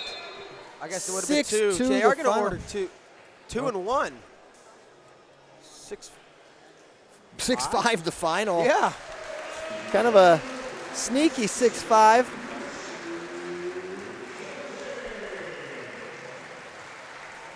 Blades came out hot. Let's take another look at how Kilty pulled it off. We'll see Kylie Welker and Skylar Hattendorf. We're going to see Welker in the red, Hattendorf in the black. And we are underway. Bader, do you know we've had 29 states represented who's number 1? This is the first from New Hampshire and Hattendorf. Little who's number 1 trivia. I did not know that, Christian. Glad you pointed that out. So for Hattendorf's 2019 Cadet World Silver. Oh, nice ankle pick. But check this out, great wrestling here, over the top. Now like Welker potentially could squeeze out the back door if she could pop her head. Oh, referee's gonna stop that. We may have had I'm not sure. A tweak there on the knee or something. I'm not sure, but. Caution in 1. Scissor around the head and the body. Head scissor. Scissor. Prevent the takedown. I have to stop it because it's around the neck. Still it was around the neck. So yeah, so looks like they're giving a second. What we're looking for right now, and not that you're going to be able to see it right now, but she did have her feet crossed together. Whether it has the arm in there or not doesn't matter. It's still a caution in 1. Okay, so caution in 1 on the board for Welker. 30 seconds into this one. Don't hang. Move them. Move them. So as I said, both of these ladies earned world medals at the cadet level. It was bronze for Welker, and here we go. And I think that's going to do it. So on for this year, and Josh Barr also got some excellent training. In his corner, Paul Donahoe, part of that storied club out of Michigan. Yeah, Donahoe does a great job there. Super high energy, that kid. Man, he loves wrestling. It's cool to watch. This is a matchup we could have seen at the Cadet World Team Trials this year. Barr was knocked off by Aiden Riggins. Got that win back in the Fargo Finals, and now here we are seeing it. Who's number 1? Yeah, so Levi was out there at Cadets, and he didn't medal, and it was something that I kind of brought up to him, and he's the kind of wrestler that gets better as the match goes on, and he, you know, whether that be, you know, the pace that he puts on early or what, but a 4-minute freestyle bout does not favor a guy like Levi Haines. Now, a 7-minute folk style bout, that absolutely favors a guy like Levi Haines. 100%. And I mean, even in a 4-minute bout at Cadet Worlds, that match he lost was an atrocity. He was driving this guy over the mat. The grounded rules came into play. But we don't have to worry about those today because we got folk style action, and Josh Barr, Levi Haines all tied up. No score on the board so far. Underhook now. Well, he's trying to get out of the situation because it looks like Barr is a little bit more comfortable in there than Levi is. And nice little high crotch attempt. Can't quite connect on it. There's a single leg by Barr, drives him towards the edge, and probably going to get an action call if I had to guess. So they're out. And they'll go back to the center, still in a neutral position. Action is the call, and Josh Barr in the attack. He is very dangerous defensively. So seeing him on the attack, it's a good thing to see. He's a long, rangy wrestler, so he can drop in on shots and get a lock from a little bit of a different distance than most athletes.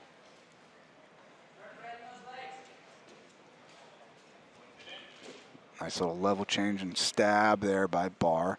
Levi picking up the hand fight. Excuse me. And looks a little bit like David when he snaps like that. Head down, circle a little bit. Made it a point to say what an important part of his training it is, training under a guy, Taylor, who's having success right now. Yeah. And it's like, does the system work? Well, yeah, look, watch. Mm-hmm. Tune in. And those guys do it the right way. There's a nice little double leg from space for Barr and underhook from short offense. And Levi chases down a leg, can't quite get to it. So 20 seconds left here in the first. Josh Barr, an absolutely enormous 160 Big old pounder. 60, isn't he? There's a nice single leg. He's going to have to finish quick. It's 7 seconds left. Shelves it on one side and tries to get to the other one. Pulls it back. Oh, I mean, he's got a body lock and the hand was down. I don't know, man. I think that's 2. I think it was 2 as well. With that body lock, I do wonder if they'll review and look for locked hands. Well, that's interesting. Would be the appropriate call if he signals the 2. And let's see, shelf, and you see Barr looking at the clock there. That's 2. 2 with the hand on the mat, but you saw the official signal time. Right, but it was like right. I don't know, super man. Close. Really close. We didn't have the clock on the replay, so it's hard to see. I think the officials do have the clock. I can see on their screen over there, so not sure what they're gonna determine. They're going back and reviewing it frame by frame multiple times, which means it had to be super close. And he's giving the brick. No call. No call. Yeah, great job by the officiating staff. When I looked at it at first, I thought it was a takedown. But looking at it in slow-mo, it was close, especially when I saw the other official. Yeah, the other official's hands out. go out, and yeah, that was kind of what I was looking at too. And Barr going to go underneath to start the second. So Levi Haines gets set on top. He'll start to ride and Still red. You're neutral. tries to bring him back down. Barr switches on the way out. And there's a nice single leg again by Haines. He pops his head to the outside. And now Barr has a crotch lock, but Levi Haines has that leg hooked and elevated. It's going to be really tough for him to not get scored on here. Yeah, he's trying to climb up the body, steps That's over. A deuce. So the first takedown of the bout comes at about 1.5 minutes left in the second period. And Levi Haines is getting mean with an inside wrist. That's a Blair ride, and that is mean. See him kneeling on that thing? Yeah, you got Mark McKnight over in the corner, and man, we saw Levi Haines work some of this top stuff on Mark McKnight this weekend, and man, McKnight, he's taking one for the team. I'm telling you, this dude, Levi Haines, is putting a whole lot of pressure on this guy. David, I don't know what you pay Marky, but it ain't enough. And nice little lift and return there by Levi Haines. And he'll go back to that ride. Let's see if he can break him back down. He's got his hands split, and then he gets them back together. Now, when he comes back down, he's going to that claw ride. But, man, I don't know. I think he should probably switch that to an inside wrist. He was so successful breaking Barr down with that inside wrist that I'd be remiss if I didn't tell, or not that he can hear me, but at least suggest that he goes to that inside. So he's doing a great job of not just returning, but he's returning him to his elbow. So he's switching to a claw ride right away. If he catches that inside wrist, he could probably get at least a breakdown to his belly. And with 22 seconds left, that's very valuable. Escape for Barr, takedown for Haines so far in this period, but minute 22 riding time already and climbing Levi Haines. Has to be an attempt. There is a serious attempt, and it's successful. So 5 seconds left. It's still a 2-1 lead. Haines finishes the period on top. That's big. That is big. That was a nice ride out. He put together some great flurries there of top wrestling. Yes, sir, Green. Yes, sir. Catching wrists, catching claws, making sure that he brings them back down every single time. Inside leg stand up for Levi Haines. Barr, front trips to bring him back down. They go back to the center. No change. 1:51 left on the match clock. Levi Haines has 1:30 so far of riding time, but that's going to start going down. that short 9-second sequence on top. You can tell Barr has some serious pressure of his own on top. And another. 1, 2. And yeah, so that drop down rule it takes an effect here as Barr just cuts him. So 3-1 now, Haines. Let's see if he gets back to that single leg. I think he was surprised on that last single leg at just how deep he got in. He was deep. He was deep, and it was like, it was almost like he ran into the leg. Underhook throw by. Single leg.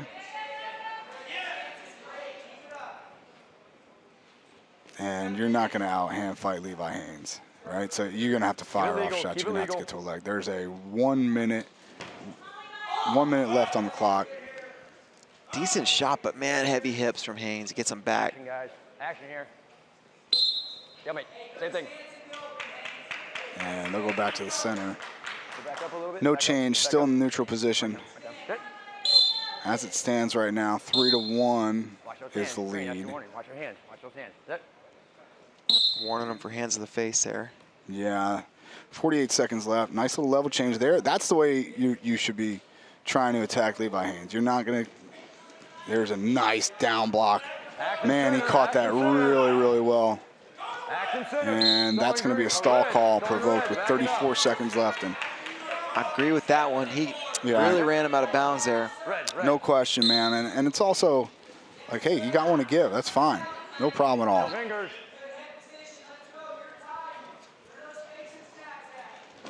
Nice little go behind attempt for Levi Haines. Thinks a little bit better of it. Doesn't have to score here. 17 seconds left. Levi Haines. Yeah, looked like he might double off there, but Barr kind of threatened with a little throw attempt, and Haines just said, it's not worth it. No. It's certainly not. 5 seconds left. Levi Haines is going to hold on to win this thing by a score of 4-1 with the riding time. Still number one, Levi Still Haines. number one. Gets that hand raised. Does a great job. Baseline offense, baseline defense. Great job by Levi Haines. She'll do against Paige Morales. Audrey Jimenez, a sophomore cadet world bronze medalist this year. She's got Paige Morales, double Fargo champ as a just going into her junior in high school. Wow. Wow, single leg there for Morales and Shin Wizard, and no score just yet from Audrey Jimenez. They started it out of bounds, so that'll be one for the step out. Quick pace, quick action here from Paige Morales. Another left-handed single leg, a little bit of a wizard there into a fireman's carry for Jimenez. Can't get the job done, comes up with an underhook and snaps out of the situation. 106 pounds is such a loaded weight range in the United States. Audrey Jimenez, to make the U.S. team, had to run an absolute gauntlet at Women's National. She had Kylie Valencia, I think, at the round of 16. Just absolutely ran through a gauntlet after that, did make the team, and now you see her battling another one of the nation's best as they go out of bounds. So the misdirection there was kind of the way she got to the leg. Let's see if she sticks with that or she goes back to that fireman's carry, because nice little head block there to stop the shot this time by Jimenez. Again, we talk about the wrestling IQ. Learning in a match is a vital part of success. You saw Paige Morales get to that left-handed single leg twice. Now it's Jimenez in on a single leg, switches off to a double, heads on the outside. She's gonna have to build up and go the other way, and steps up, and that's close to 2, but not quite. She has the feet covered, and I believe they're gonna have to call that here 2. Yeah, that's a deuce now, and 2 blue is also called. They're just gonna call it 2 red. So just to clarify, that wound up being 2 red on exposure, not even a takedown. Exposure out of bounds. Nice little drag attempt from Morales. She builds up and takes Jimenez towards the edge. It looks like a grounded call is almost imminent. And that's well, she circles her way back into bounds. This is a battle. This is a battle. This is some of the best wrestling that we've seen all night, sir. Jimenez picks up a point. It's no surprise to see so much talent coming from the western part of the U.S., California, Arizona. 8 wrestlers total between those 2 states here. This girl has a motor on her. Both of them do. And that's a 2-point exposure for Morales. We got a match here, dude. It's 4-3 now, 51 seconds left. And I feel like these two have been in a dryer. And probably going to be at least 1. 2 is offered from the chair. 1 is confirmed by the judge. And she's got a lace. Head still in. And I thought we had a little more time to work there. Well, call me cuckoo. 5-3. Audrey Jimenez with the lead. All right, back to the center. And you found, or excuse me, Audrey Jimenez has found her down block every time Paige Morales tries to get to that single leg. And there you see her stuff it again. Let's see if she can continue that or if Paige Morales switches up her attack. It's a elbow control, nice single leg again for Morales. Double under, see what she can do from there. And nice little dump attempt again. Really not coming very close to finishing on that, but she does get closer to the legs each time. So there's a, oh goodness, that's not good. Shoulder, I think. Is it out?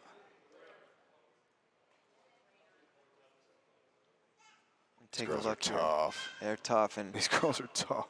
You know, we mentioned West Coast wrestling, yes. Women's wrestling. They had a head start, right? They've been promoting this thing for a long time. 6 women on the card from California. Mm-hmm. Audrey Jimenez, the second from Arizona that we've seen, and both of these women part of powerhouse programs for men's or women's wrestling. Audrey Jimenez, Sunnyside, seen such hits as Jessie Ibarra, Roman Bravo Young, Anthony Echemendia, not bad. And then Paige Morales, Clovis.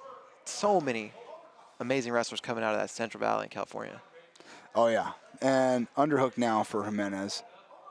Collar tie into a single leg. Can't get her hands locked quite yet. And there is a throw for 4 on the edge for Morales. She's going to take a 7-7 lead on Criterion. We got a match here, brother.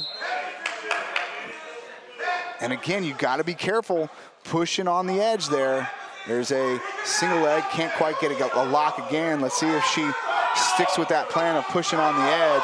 And this time, it's going to go, there's a step out for Jimenez. She just, look, here's the thing I like about her. She's going to let the fur fly, and she's going to see if she doesn't just score last. How about that? Yeah, I mean, 15 points on the board already. This is a co-main event of the evening for a reason. No question.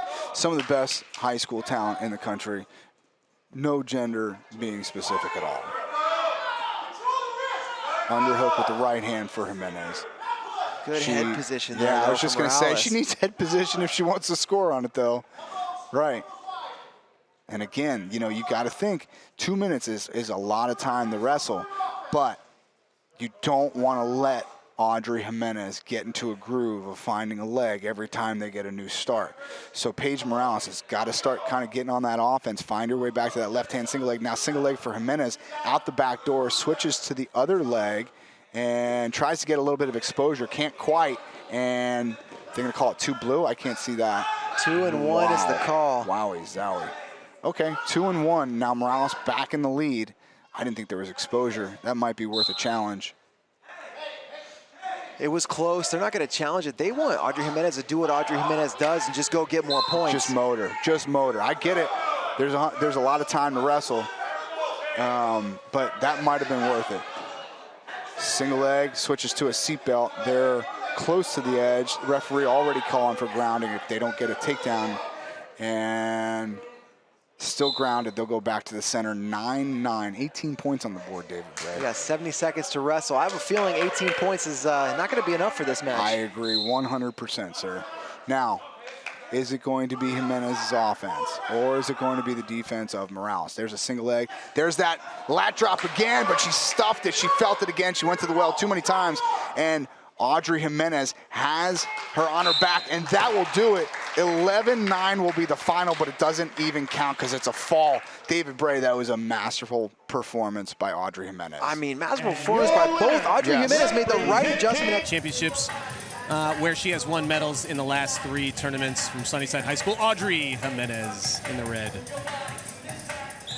Final match underway. Audrey Jimenez in the red taking on Anea Falcon in the black. Jimenez, one of the best wrestlers of the evening, as she's looking to finish the evening number one. As you see a drag counter there from Jimenez.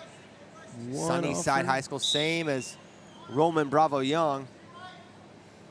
Nice snap there by Audrey, a U.S. Open champion, senior level. This is someone who very likely at some point going to be wrestling on the biggest stages of wrestling. Well on her way here for her age level. And for Anea Falcon, absolutely nothing to lose here as the number 2 ranked wrestler taking on the very game Audrey Jimenez. Yeah, Falcon said earlier she's game for this bout. She knows that Jimenez is going to be the favorite and the headliner for a reason. But as you saw, she came right out and tried to take it to Jimenez early, and Jimenez got a 1 point step out of it. But we got a bout here. Good job pulling down to the mat by Audrey Jimenez. Looking at, whoa, hopping over his Falcon, but Jimenez ready. What an exchange, and it's Jimenez who throws that half. This is deep. Can Falcon fight it off? It looks like she may, but Audrey is not giving up this half Nelson, but they're fighting it off finally. Is Anea Falcon now dropping down to the leg lace? Could be trouble here. Falcon trying to free herself, but Jimenez is just looking to score and to score and to score. But so far, just a 3-0 lead for Audrey Jimenez. Headhunting by Jimenez, going right for that half. That was in deep. That was impressive by Falcon, throwing her body the opposite direction, trying to break that grip and see what she can do now. Near leg in, it's the attack from Falcon, but Jimenez pops that near leg in, takes it out, runs behind. 5-0, now working on a leg lace. Can she get it? Knees look like they're together, hands through. 2 more, 7-0. 2 more turns would end it. Knees are together. 9-0, she's a turn away. Can she do it? And that's it. 11-0, Audrey Jimenez with an exclamation point, Spay. Yeah, that's why she is the headliner at 106, no doubt about it. Winner from Arizona, Audrey Jimenez. She needed. Falcon was doing everything she can, going kitchen sink, throwing her body this way all over the place. Exposure, and ends up winning that match in match 2 and 3 in thrilling fashion. Now we're underway here. 7 minutes of folk style action for the number 1 spot. Nate Jessaroga, a pit bull, Iowa commit. A lot of leg attacks, primarily to Jax Forrest's right leg. But he's great for short offense, a lot of pressure. Forrest is scrambly. He's good from the top position. He likes to ride cross body. Navigating the top work of Jax Forrest is going to be paramount for Jessaroga. You love it when different bodies, body types, these guys tailor their styles around their body types. Forrest a little bit more creative, a little more funky. Jessaroga, like you said, more of a pit bull. And he's great running outside, looking re-attack. Look at that double from space. Looking for the finish. He's trying to sit underneath the arm, and Jessaroga's got a cradle, but I don't know how secure, Not really, though. Yeah. He's got the head in the arm. I don't know if I'd call it a cradle. Man, he had the double deep, wasn't able to finish. He had Forrest on his butt, and now Forrest is gonna go dump. Look at this. Wow, impressive finish there. Super unconventional. Now he's got the wrist. This is a bad spot for Jessaroga.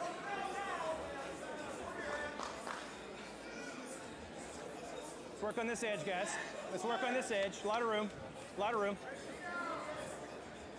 And now there's that cross body ride I mentioned. And we'll see what Jessaroga can do as Jax tries to keep that foot in. Already 26 seconds of riding time, 2-0 lead. Hey, Green, you're down. Face me. For Jax Forrest. Bottom, you get set. Top, I'll ask you on. Jessaroga, no stranger to the Who's Number 1 stage. Cover top. Set. Forrest lines up. Probably gonna try to work that boot in again, and nearly has. Now sitting into the lap.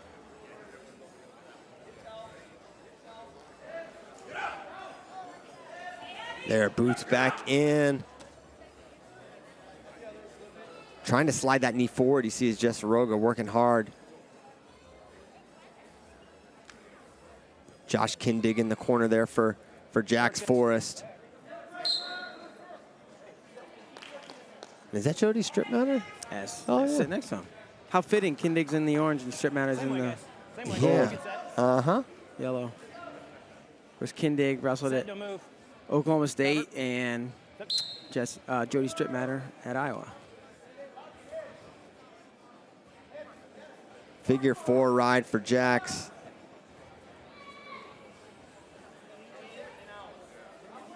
Deep waist there for Jax Forrest. All the way across to the rib cage.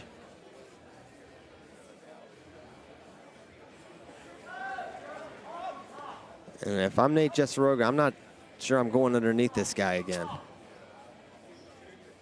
Yeah, Forrest is. This is not made a lot of progress in terms of getting away. 90 seconds of riding time.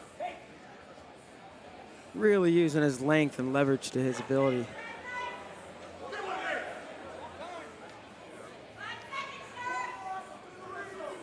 And that is a great first period for Jax Forrest. He defends that double, hits a little near arm far leg type of situation, gets the takedown, and then rides out for 1:46.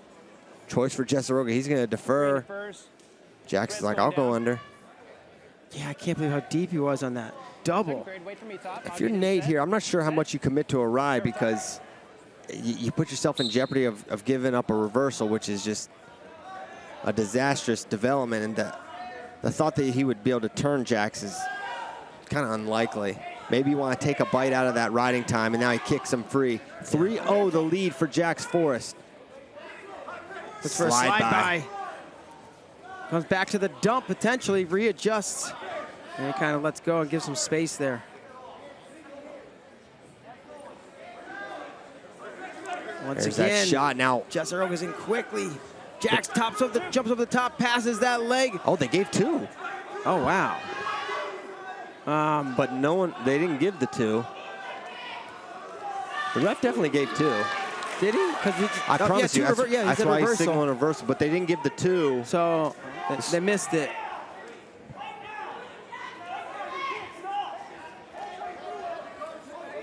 So I believe it should be 5-3. There's another shot for Jesaroga. So they'll get that fixed. Jesaroga got away. Is also notable here is that I think they're fixing the score. It is 5-3.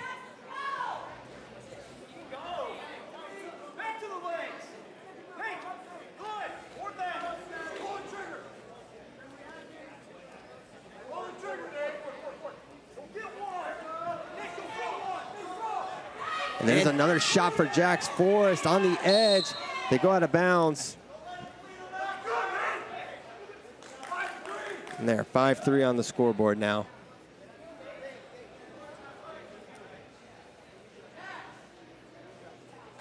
Keep them. So it should be 5-3 because he had takedown for Jesaroga was the call on the mat and then a reversal. It was 2-0 at the break. 3-0 with the escape. Yep. Yep, you're right. 2-3. Getting the riding time situated. 5-3. 2-3, 4-3. Riding time between the takedown and reversal.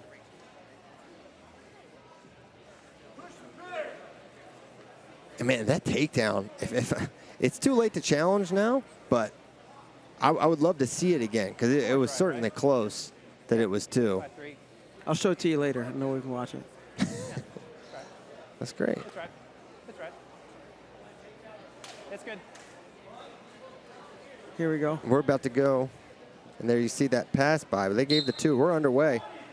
Back to action, 20 seconds to go. There's a shot from Jax Forrest. 5-3 on the scoreboard, second period. Jesaroga's been able to get in deep a couple times, converted for one, but.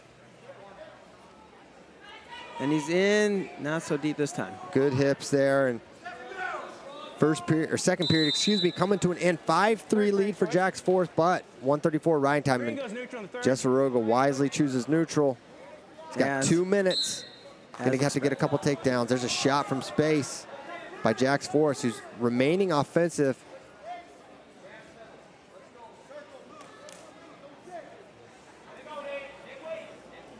Oh, it goes the other way, but good re-attack there by Jax.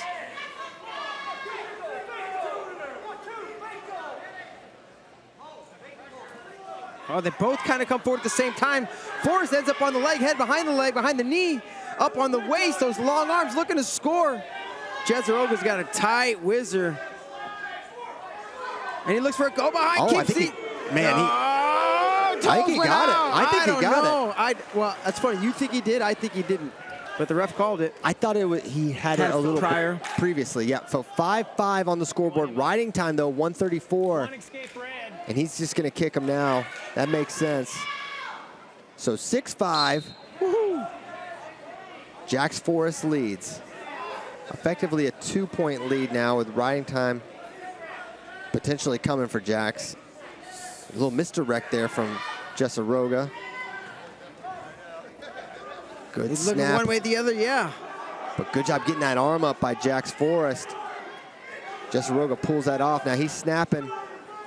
Turning up that pace. Beautiful. There's two. He doesn't need to cut him again. I think you so. kick him. You kick him. So now Jax. His pace is insane. And look, he's got Jax Forrest on the edge. And you got to be careful over pursuing there. Trying to now slip the shoulder. Jax is not in a bad spot here. It's 7-7 on the scoreboard, but riding time. Jezeroga trying to slip that shoulder out. Jax trying to get behind the hips. 50-50 position. Could this be danger for a moment? Close, close. Clock continues to tick. Jezeroga gives up nothing. Jax coming out on top. Jax trying to split here. 15 seconds. This is the match here.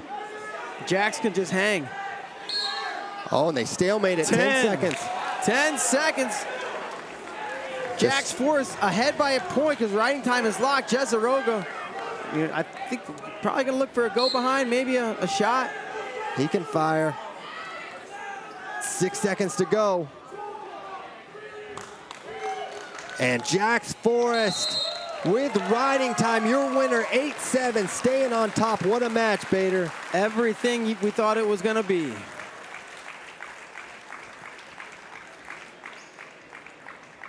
Nice job, man.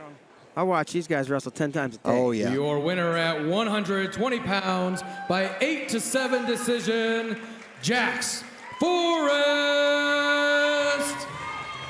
And now going to run it back with the ever dangerous Jordan Rainey. Funky Town, baby.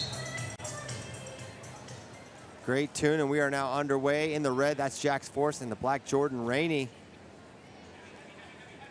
This is a rematch from Super 32. Forrest ran out to a really big lead in that one, and it was Rainey with a pin. Oof.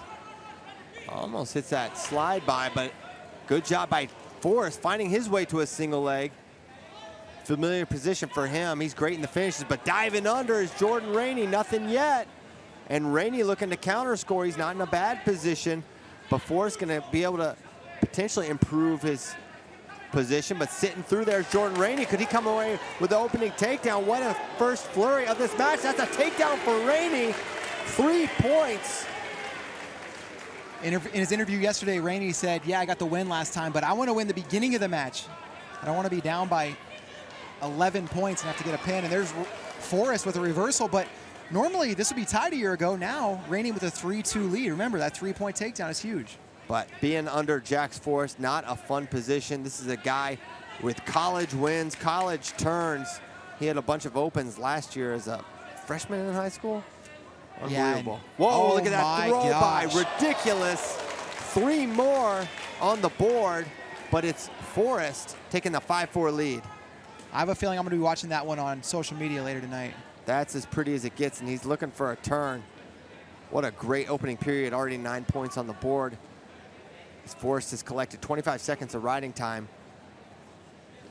And Jax isn't one of those guys that's going to try to wrestle a tactical, controlled match and win one takedown. And neither is Rainey, frankly. No. Both guys just let it fly, take risks, and see who's winning at the end of the match. Yeah, a lot of the other athletes in the event said this was the match they were looking forward to the most. And this is why. Escape here, paramount for Rainey, but getting not turned here, even more important. Holding 2 is the official. Wrestling back in is Rainey. He's gonna get an escape, but not before giving up 2 near fall on the turn. 7-5, David Bray. I wondered if we might see that 3 count come into effect, but just the 2, and oh my wow. gosh. He's little short drag kind of position, I think. He's gonna come away with 3 more. 10-5 already. Now looking like a bottom leg cradle. You see the arm length of Forrest coming into play there, but Rainey able to avoid it, going to his back, at least for the time being. Crazy length for Jax Forrest, and also freaky leverage. I think he's a lot stronger than he looks. You mentioned earlier college wins. This guy, I believe 12-2 against Division I opponents last year as a freshman in high school, including a win over current number 7 ranked Brett Unger. Oh, look at high flyer, very dangerous from Rainey, but almost frees himself, but not quite. Hard whizzer now looking to kick out, and big escape there for Rainey. 10-6 now the score. 122 of riding time for Forrest. Just a casual 16 points on the board here in the first period. And not only is Rainey going to keep wrestling, but he's going to keep going for knockout punches like that. All right, we'll head to the second. 10-6 on the scoreboard. It's going to be Forrest's choice. He's going to go underneath. Our producers had a lot of highlights to choose from here in between periods. Indeed they do. And now Rainey lining up on top, left side, and we are underway. Granby roll here. And can he get this Peterson? Forrest is looking for it, nothing yet. It's getting close. Weird exchange here. Forrest now switches his tactic, hooks that ankle, trying to pop his head out. He's close to a reversal, and that's what he's gonna get. 2 more for Jax Forrest. This guy cannot stop scoring points, and now it's 12-7 after the Jordan Rainey escape. Riding time still intact, 103. Oh, and there's 3, excuse me, for Jordan Rainey. Gets a dirty takedown of his own. Yeah, some oohs and ahs in the crowd there. It's 12-10, minute 14 left just in the second period. It's an incredible match. Nice lift and return there from Jordan Rainey, and getting a ride out here could be huge for him, but it's still another minute. But at the very least, he has taken a bite out of that riding time. Jordan Rainey known for his comeback wins. U17 Greco semis against Iran. Go watch it. Insane comeback for this guy, and he's never going to stop. 55 seconds left in the second. Forrest reaches back for that whizzer. Not a lot between these 2 guys is going to look super conventional. Not at all, and Forrest nearly in a position where he could escape. And now body lock here. This is a Greco position. Rainey's going to be dangerous here. Looks to put him down. Just able to get the return, a very important return. But that was a near fall potential from that body lock.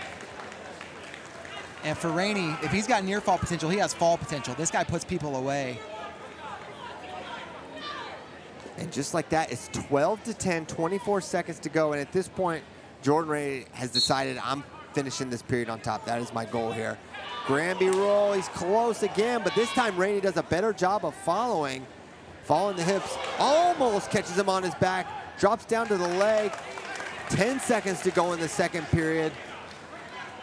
Incredible match so far, and we still have a period to go, David, as Rainey's gonna keep that toe in, savvy edge wrestling. 12-10, we head to the third. Rainey immediately signals bottom, and Jax Forrest, part of match of the night a year ago. Right now, looking like he's part of match of the night again. No doubt about it. Rainey goes under, had a little smirk on his face, got to be having a great time. Although he's in the heat of battle, it's a 1-point match, David, 12-11 after that Rainey escape. And you have to wonder, this is the first match where I feel like both guys have wrestled 7 minutes. Could pace become a factor as Rainey's in on a single leg, countering is Jax Forrest. Rainey almost stepped in for that takedown. Crazy counter there for Forrest. Good feel, and they're on the edge. And now it's Forrest in on a shot. He's going to get the 3-point takedown on the edge. Huge takedown, 15-11, 90 seconds to go. This match is insane. Totally crazy. 26 points up on the board. Now Rainey's got to get away in the same fashion he did to start this period. He's up to his feet right away and looking to roll. You can see why Rainey is so dangerous. Looking to put guys on their back from every position.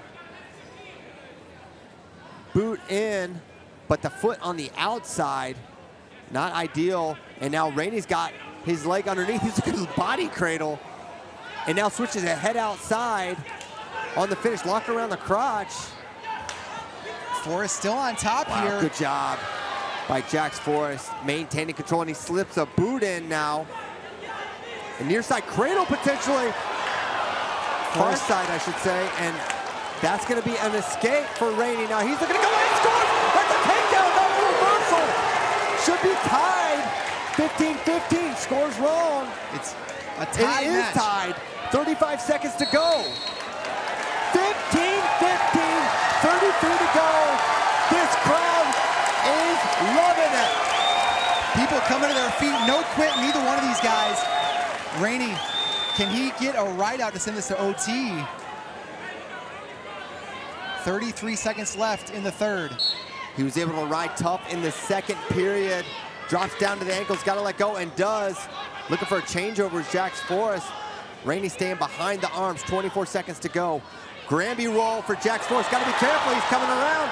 Rainey able to drop down to the leg. Should that be a count? I don't know. But Rainey able to fight in. Forrest has to be and careful not to go to his back. He's got to be careful. As Jax Forrest, he wants his escape almost too bad. Looking for a tilt maybe. Forrest running away. They go out of bounds. 5 seconds. We're going to have a restart. Jax will have one last attempt, and this is going to go to overtime.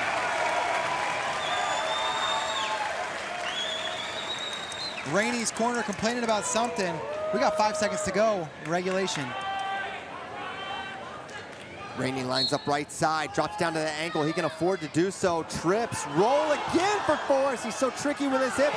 Coming around, nothing there. We're going to overtime. 2 minutes on the board. Riding time clears. Oh my gosh. Here we go, first point score. Rainey taking ground. Collar tie for Rainey. Towards the edge, looking for that throw by on the attack, but they're on the edge. Sprawl from Jax Forrest. They'll go out of bounds. 1:44 to go in sudden victory. As David mentioned, any point is the difference. Oh, tries to jump it. Little Kurt McHenry action there. No argument for Forrest. He gave a thumbs up to the official. And a little pass by, he's got it because he gets the 2. There's the takedown. Jax Forrest does it. Gets 3. Match of the night. Match of who's number 1. 18-15. Crowd on their feet. Both guys absolutely delivered. Jax Forrest and Jordan Rainey, thank you for 33 points. Incredible. Unbelievable. Both guys so good, so dangerous. That's what you want to see. That's what makes wrestling such a great sport. No tactics, just try to score. Just this try to highlight score. might be the entire 8 minutes of wrestling. Yeah, good luck. Oh my gosh. My heart. This is a rematch, David. Yeah, a couple times already. Seth Mendoza and Jax Forrest underway. And 132, it's Jax in the red, Mendoza in the black. And Jax Forrest has wrestled the last 2 Who's number 1s. Both have been barn burners. 2 years ago against Nate Jessaroga. Last year against Jordan Rainey, an 18-15 final. Mendoza's been in this event too a couple years ago. These two guys have averaged 25 points per match between them and their opponents. That's unbelievable. So expect some points here. Jax, you may have watched him a couple weeks ago at the Senior World Team Trials. He also wrestled at the Olympic Trials as he gets that 2-on-1. This is the 4th match between these two in less than a year. Mendoza took one of them, Forrest the other 2. Both guys have great carries. Mendoza was able to execute it in Vegas. Got a couple feet-to-back exposures from his fireman's carry. Jax, of course, known for his slide-by, as we're both gauging.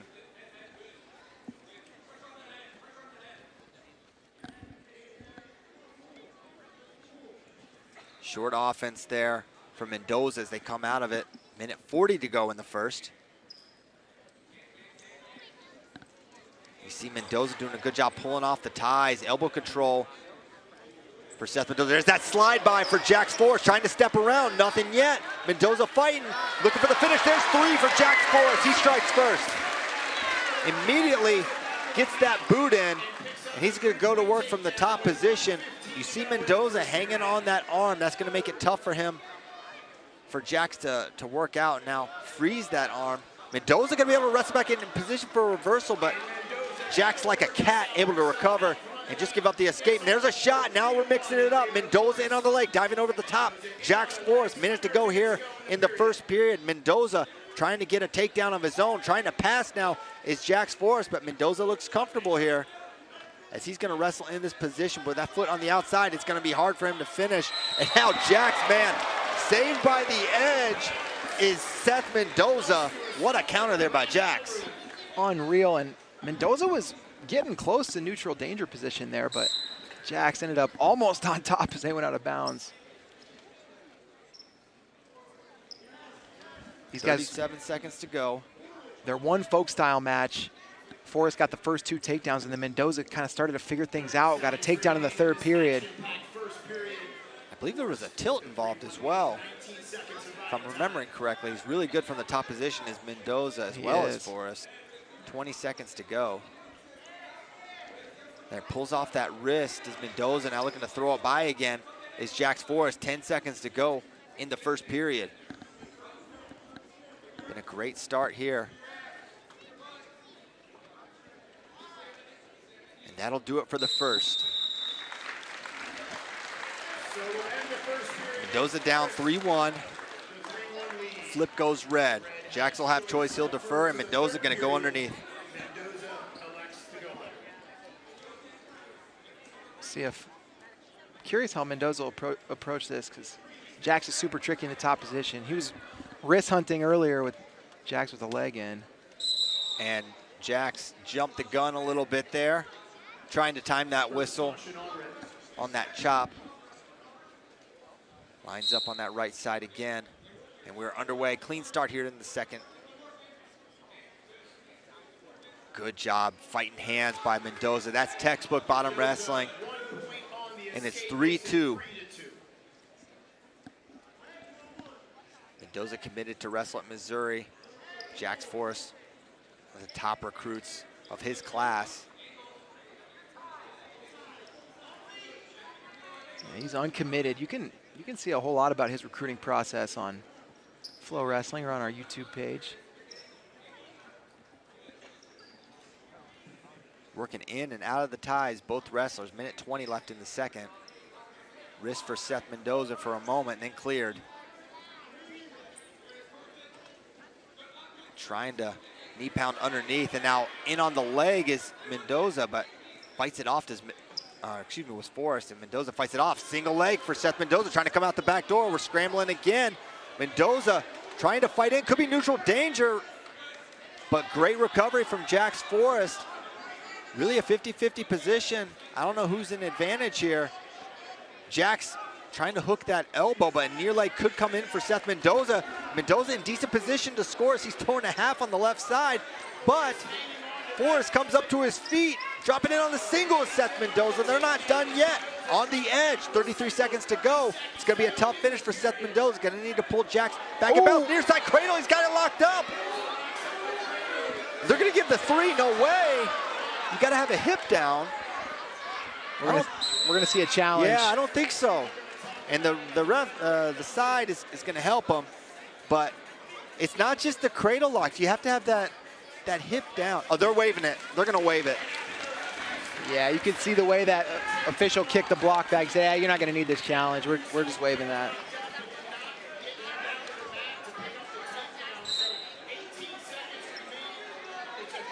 Man, what a position there. Seriously, and Jax is one of those guys where I feel like he feels comfortable in dangerous positions, and that near side cradle, another example. It felt like even when the hands were locked, he didn't feel all that threatened, and you could see Mendoza had a hard time taking him over as the second period now comes to an end, 3-2. Jax's choice, and they're chatting. And they're gonna, Coach Jody Stripmatter wants to double check riding time, make sure it's correct. And in a match this close, and it could come down to anything, even something as insignificant, seemingly as 4 seconds of riding time could matter, and it is 26 seconds of riding time, in fact. Yeah, absolutely, and they're gonna have to take a look to get it figured out and head to their corners. And even though we only have 5 points on the board so far, there has been no shortage of action. 20 points of action, I would say. Yes, yeah. And for Mendoza, it feels like he's never going to be out of it because he's been able to get to legs consistently. And though Jax has been able to counter, he's been close on a few of those scores. And Seth getting an opportunity from top here potentially could be big if Jax goes under, and I think he will. Red is going down. So Mendoza gonna get an opportunity to ride. He's tough here.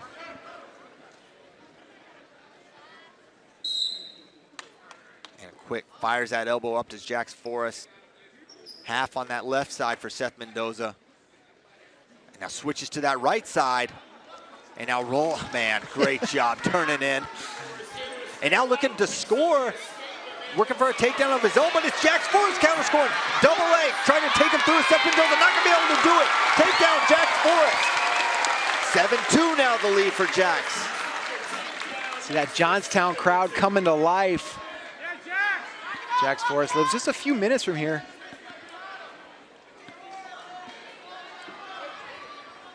Leg in, and Jax says he's just holding on to my wrist. He is, but that's how he got out last time, and he does it again. Yeah, you can get that arm on the other side of your head. It can create a lot of problems for the top wrestler. And he's escaping. Seth Mendoza, still a minute to work. Very much in this match. His offense is going to keep him in this one.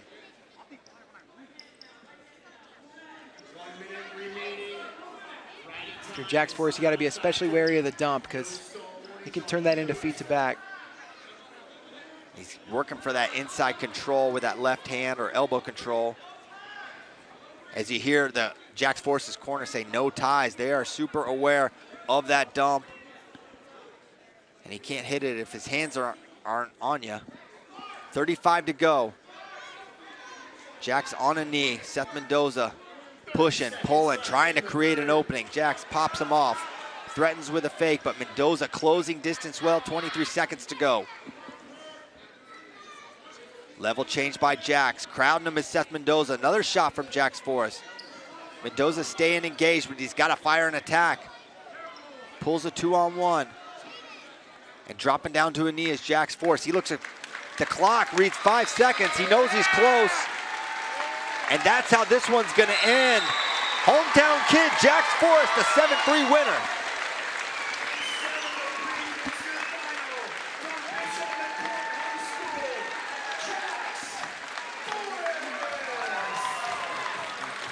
Jax Forrest just going to be a junior, already 3-0 at Who's Number One, trying to follow in Anthony Knox's footsteps and win 4 next year. And where is this guy going to commit to college? I don't know.